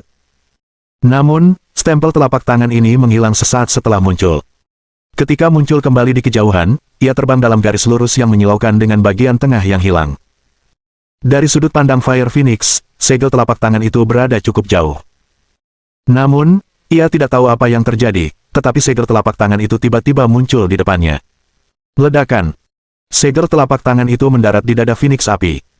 Matanya membelalak kaget sambil menjerit kesakitan. Semua orang terkejut ketika melihat Fire Phoenix terdorong sejauh 1000 meter ke belakang oleh kekuatan yang sangat besar. Sudah mendarat. Serangan itu berhasil. Phoenix api memiliki tubuh abadi, segel telapak tangan ini terlihat biasa saja, jadi bagaimana mungkin bisa melukai Phoenix api? Terlebih lagi, Phoenix api menyembunyikan tubuhnya di dalam api sehingga sulit untuk mengenainya secara akurat. Jika aku memiliki jawaban atas pertanyaanmu, maka aku sendiri akan menjadi guru agung. Pada saat itu, Phoenix api mengepakkan sayapnya lagi, tampaknya telah pulih. Kemudian, ia memuntahkan bola api lain yang bahkan lebih menakutkan dan lebih panas dari sebelumnya. Langit yang menyala-nyala memancarkan cahaya merah ke aula pelatihan utara, membuatnya tampak seolah-olah tenggelam dalam lautan api. Lu Zhou tidak menggunakan astrolabenya. Sebaliknya, dia mengeluarkan anem dalam bentuk perisai sebelum terbang maju. Qin Renyu mengangguk. Saudara Lu masih belum mengeluarkan tubuh Buddha emasnya, bahkan Phoenix Api pun tak berdaya melawan tubuh Buddha emasnya saat itu. Fan Zong belum pernah melihat Lu Zhou bertarung melawan Phoenix Api dengan tubuh Buddha emas sebelumnya. Dia pernah mendengarnya, tetapi dia selalu skeptis terhadap berita dari negeri tak dikenal. Terlebih lagi, dia tidak berpikir Guru Agung mampu menandingi binatang buas. Meskipun demikian, dia berkata dengan acuh tak acuh, pertahanan tubuh Buddha emas memang luar biasa. Fan Zong tahu bahwa Qin Renyu sangat menghormati Lu Zhou dan bertekad untuk menjalin hubungan baik dengan Lu Zhou. Untuk itu, Qin Renyu bahkan rela melupakan kematian Qin Mo Sang. Tidak hanya itu, Qin Renyu bahkan berani pergi ke istana kerajaan dan melawan kaisar palsu Qin Agung di formasi tertinggi. Fan Zong menganggap Qin Renyu sangat berani dengan tindakannya. Namun, dia tahu dia tidak akan pernah bisa bertindak seperti itu. Hanya dengan satu langkah salah, dia akan jatuh ke jurang, dan tidak bisa keluar. Di masa lalu, tingkat kultivasi kaisar palsu Qin Agung selalu menjadi misteri. Keempat guru agung sama sekali tidak meremehkannya. Bahkan Tuo Basi Cheng pun tidak berani mengganggu keluarga kerajaan. Berbagai tanda menunjukkan bahwa kaisar palsu Qin Agung sangat kuat. Namun, Qin Renyu tetap berani berdiri teguh di sisi Lu Zhou. Pada akhirnya, pertaruhannya membuahkan hasil. Cahaya tak bernama yang diresapi kekuatan ilahi itu bersinar keemasan dan biru. Setelah beberapa saat, kedua cahaya itu tiba-tiba menyatu, berubah menjadi semacam hijau. Qin Renyu yang sempat melihat sekilas warna itu berseru, hijau. Pada saat ini, Lu Zhou, yang memegang sosok tak bernama di depannya, tiba di depan Phoenix Api. Setelah setengah tahun menempa tubuhnya dalam panas ekstrim di kedalaman Gunung Roda Langit, dia akhirnya bisa melihat kegunaannya. Ditambah dengan kekuatannya sebagai guru agung dan kekuatan ilahi, dia mampu menahan badai api. Anjing laut es. Lawan api dengan es, dingin melawan panas. Pemenangnya adalah siapapun yang memiliki energi vitalitas lebih banyak. Saat Lu Zhou menggunakan segel es, dia juga menggunakan setengah dari kekuatan ilahinya. Energi pembekuan tersebut langsung menghilangkan panas yang tinggi. Lu Zhou merasa jauh lebih baik. Ia merasa seolah-olah telah melangkah ke alam semesta yang dingin di malam yang gelap dan sunyi. Sebaliknya, para penonton justru merasa semakin tak tertahankan. Sensasi panas dan dingin yang ekstrim membuat mereka berkeringat dan menggigil, bahkan bagi mereka yang merupakan kultivator. Dalam sekejap, api Phoenix Api padam. Es menyebar dengan cepat, membekukan Phoenix Api dengan sayapnya yang terbentang penuh. Kemudian, ia jatuh. Lu Zhou melangkah maju, 8 trigram muncul di bawah kakinya sementara segel yin yang muncul di tubuhnya. Dari segala arah, ki primordial berkumpul, tampak seperti naga. Kemudian, dia meluncurkan kesempurnaan cacat lainnya. Mata Qin Renyu membelalak. Guru Agung yang mulia. Fan Zong juga telah mengetahui hal ini, tetapi dia lebih tenang. Jadi, Guru Agung itu adalah ketua Pavilion Lu. Sang Yan, penguasa lembah badai, tertawa. Yang mulia Guru Qin, apakah Anda sedang mempermainkan kami? Ketua Pavilion Lu ada tepat di depan kami, tetapi Anda sengaja menyesatkan kami. Guning dari Pantomunian menimpali. Aku penasaran bagaimana mungkin seorang guru agung bisa begitu muda, terlebih lagi, bagaimana mungkin seorang murid melampaui gurunya. Ternyata, guru agung itu adalah ketua Pavilion Lu. Mereka merasa telah diseret ke jurang kehinaan oleh Qin Renyu. Qin Renyu menoleh ke arah Ming Xiyin, tetapi Ming Xiyin menatapnya dengan ekspresi yang seolah berkata, apa yang kau lihat? Sudah kukatakan tadi, tapi kau tidak percaya dan bersikeras-keras kepala. Qin Renyu memalingkan muka, merasa sedikit malu. Seharusnya dia tahu itu mustahil. Dia tahu Ming Xiyin menghabiskan banyak waktu untuk tidur. Bagaimana mungkin Ming Xiyin bisa menjadi bukan hanya guru agung, tetapi guru agung hanya dalam beberapa tahun. Benih kekosongan agung memang luar biasa, tetapi tidak sampai bisa mengubah seseorang menjadi guru agung hanya dalam beberapa tahun. Di sisi lain, sekarang setelah dia memikirkannya lagi, Lu Zhou sudah menjadi guru agung. Sangat masuk akal bagi Lu Zhou untuk menembus dan menjadi guru agung. Itu sangat masuk akal. Perbedaan antara guru agung biasa dan guru agung terletak pada pemahaman mereka tentang Dao, yang menentukan jumlah hukum yang mereka kuasai. Guru agung biasa menguasai satu hukum, dan jangkauan kendali mereka relatif kecil. Di sisi lain, guru agung menguasai 2 atau bahkan 3 hukum, dan jangkauan kendali mereka jauh lebih besar dan berlangsung lebih lama. Karena alasan ini, guru agung dapat dengan mudah menetralkan kekuatan Dao guru agung biasa. Semakin lama Qin Renyu menatap segel telapak tangan yang mengumpulkan semua energi vitalitas di sekitarnya dan meninggalkan riak di kehampaan, semakin yakin dia bahwa itu adalah kekuatan seorang guru agung. Kesempurnaan yang cacat jatuh dari langit. Ia menghilang, dan ketika muncul kembali, ia berada di atas kepala Phoenix Api. Semua orang tercengang karena Lu Zhou mampu mengendalikannya dari jarak hampir 100 meter. Ledakan. Dalam pertarungan antar ahli, perbedaan sekecil apapun bagaikan jurang yang tak teratasi. Dengan jarak 100 meter, banyak hal yang bisa dilakukan. Lu Zhou bisa melancarkan serangan mendadak dari arah manapun dan kapanpun. Saat segel telapak tangan mendarat di Fire Phoenix, semburan cahaya meledak, menerangi langit seperti matahari. Tanah dalam radius 100.000 kaki bergetar.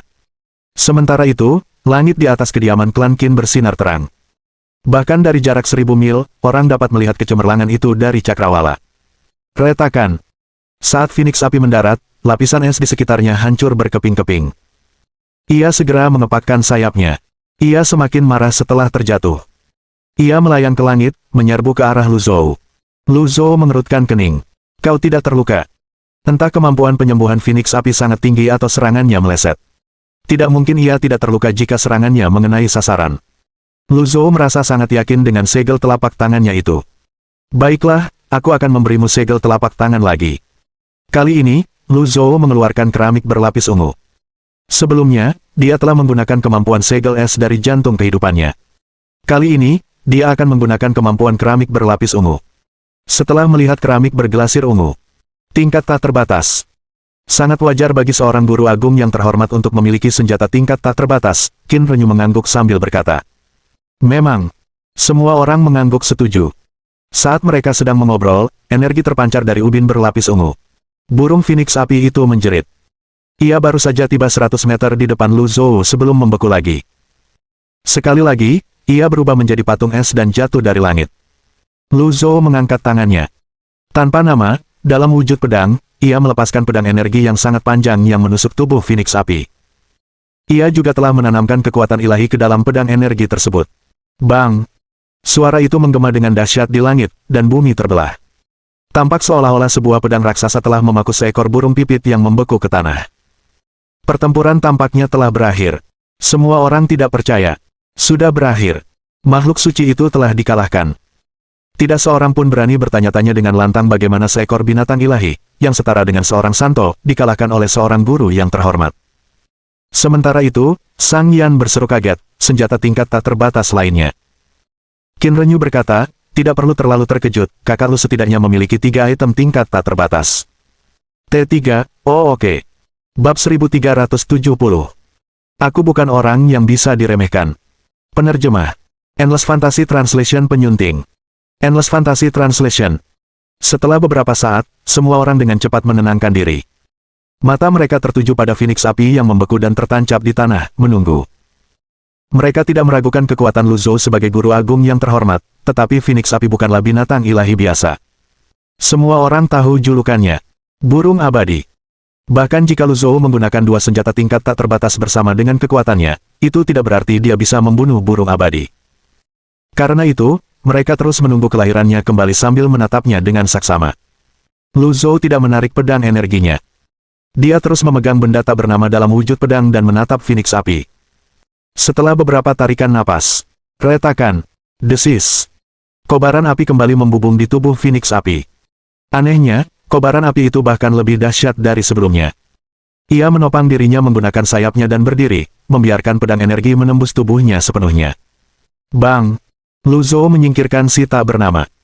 Kemudian, dalam sekejap mata, 10 klon muncul kembali. Burung Phoenix api terbang ke udara saat pedang energi itu perlahan menghilang. Pada saat itu, setetes cairan panas menetes ke bawah.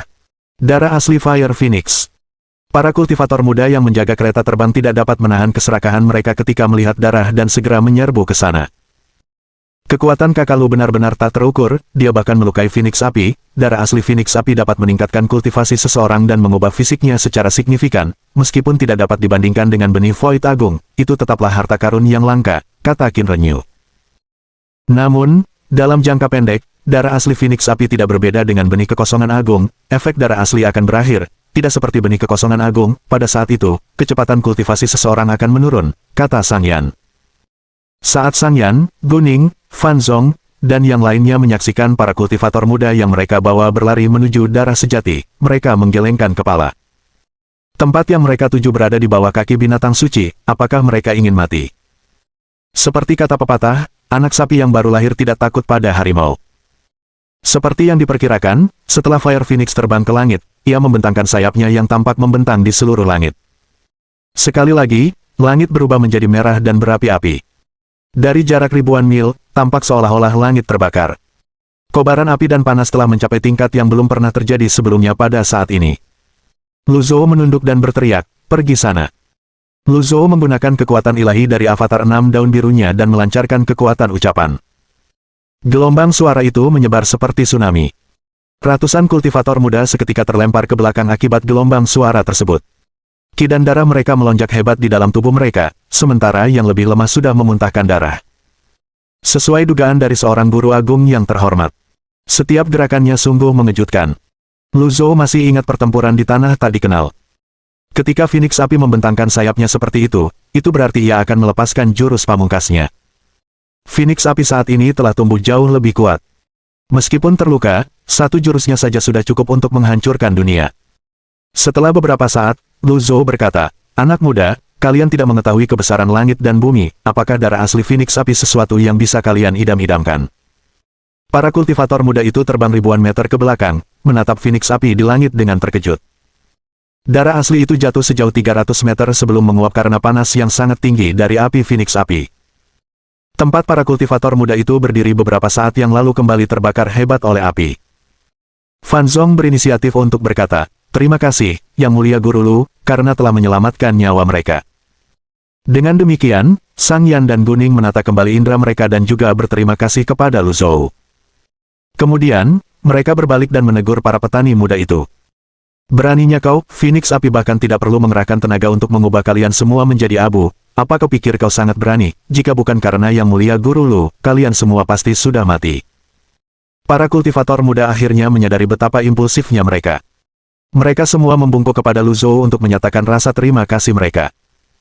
Sementara itu, perhatian Lu Zhou tidak lagi tertuju pada mereka. Dia hanya fokus pada Phoenix Api. Phoenix Api itu terlalu kuat. Jika mereka terus bertarung, akan sulit untuk menentukan pemenangnya. Dia tahu bahkan jika dia tidak bisa membunuh Phoenix Api pasti tidak bisa membunuhnya. Dia memiliki cukup sarana untuk melindungi dirinya sendiri dan 1.000.000 poin jasa. Pada saat itu, Phoenix Api kembali membentangkan sayapnya sepenuhnya sebelum kemudian berhenti. Lalu, jeritan menggema di langit, menandai datangnya badai api. Desis. Qin Renyu merasa marah dan tak berdaya saat melihat ini. Dia berteriak dengan marah, "Semuanya, evakuasi aula latihan, mundur." Yang Mulia Guru. Ke-49 pendekar pedang itu menyaksikan api melahap pegunungan selatan dan utara serta hutan yang sebelumnya rimbun, sebelum mengalihkan pandangan mereka ke aula latihan. Ini adalah rumah mereka, tempat mereka dibesarkan. Bagaimana mungkin mereka tidak terpengaruh, menyaksikan rumah mereka terbakar? Melihat badai api yang mendekat, Qin Renyu dengan tegas berkata, "Mundur, di mana ada kehidupan, di situ ada harapan." Setelah itu, semuanya terbang pergi. Saat itu, Lu Zhou berkata dengan marah, "Baiklah, jika ini caramu melakukannya, jangan salahkan aku jika aku tidak menunjukkan belas kasihan." Lu Zhou mengangkat tangannya, menghancurkan kartu serangan mematikan.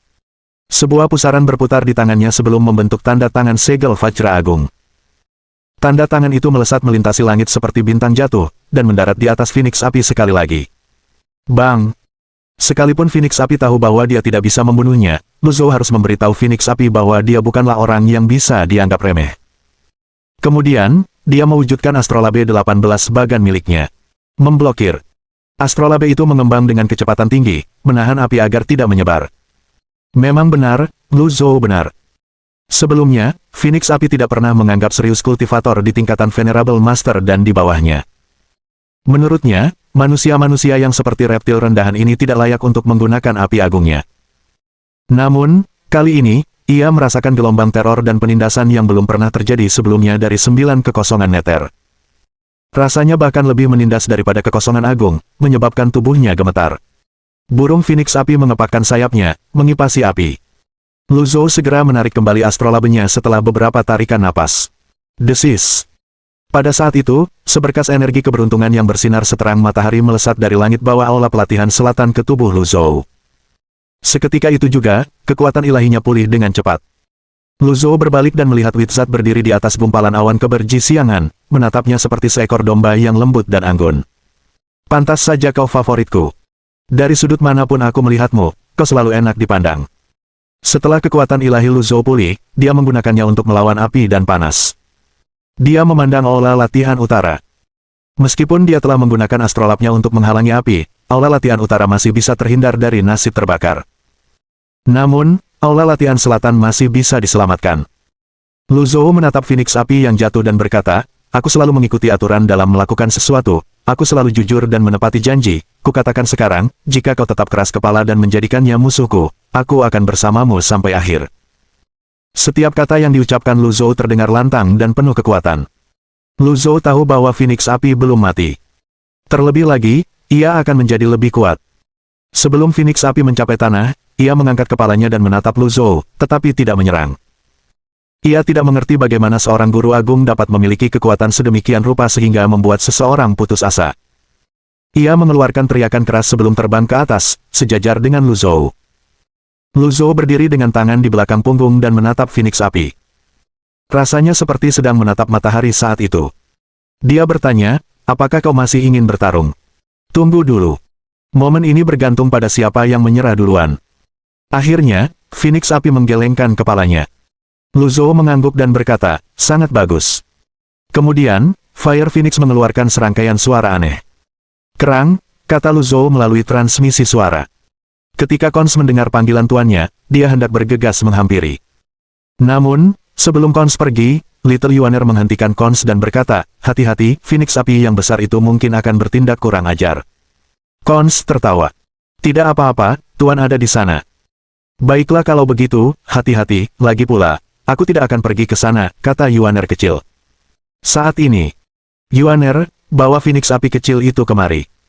Mohon dukungan dari omom ante-ante sekalian, buat subscribe atau sharekan novel Mimin ke Facebook kalian, agar channel Mimin bisa terus berkembang. Dengan begitu, Mimin bisa lebih semangat untuk up novel seru lain ke depannya. Buat teman-teman yang sudah subscribe dan sharekan novel Mimin, Mimin ucapkan terima kasih sebanyak-banyaknya. Sekiranya teman-teman menghadapi masalah video diputar dalam bahasa Inggris, coba tukar kepada bahasa Indonesia original melalui cara ini. Semasa mendengarkan, pencet tombol setting di atas kanan video, pilih audio track dan tukar bahasa.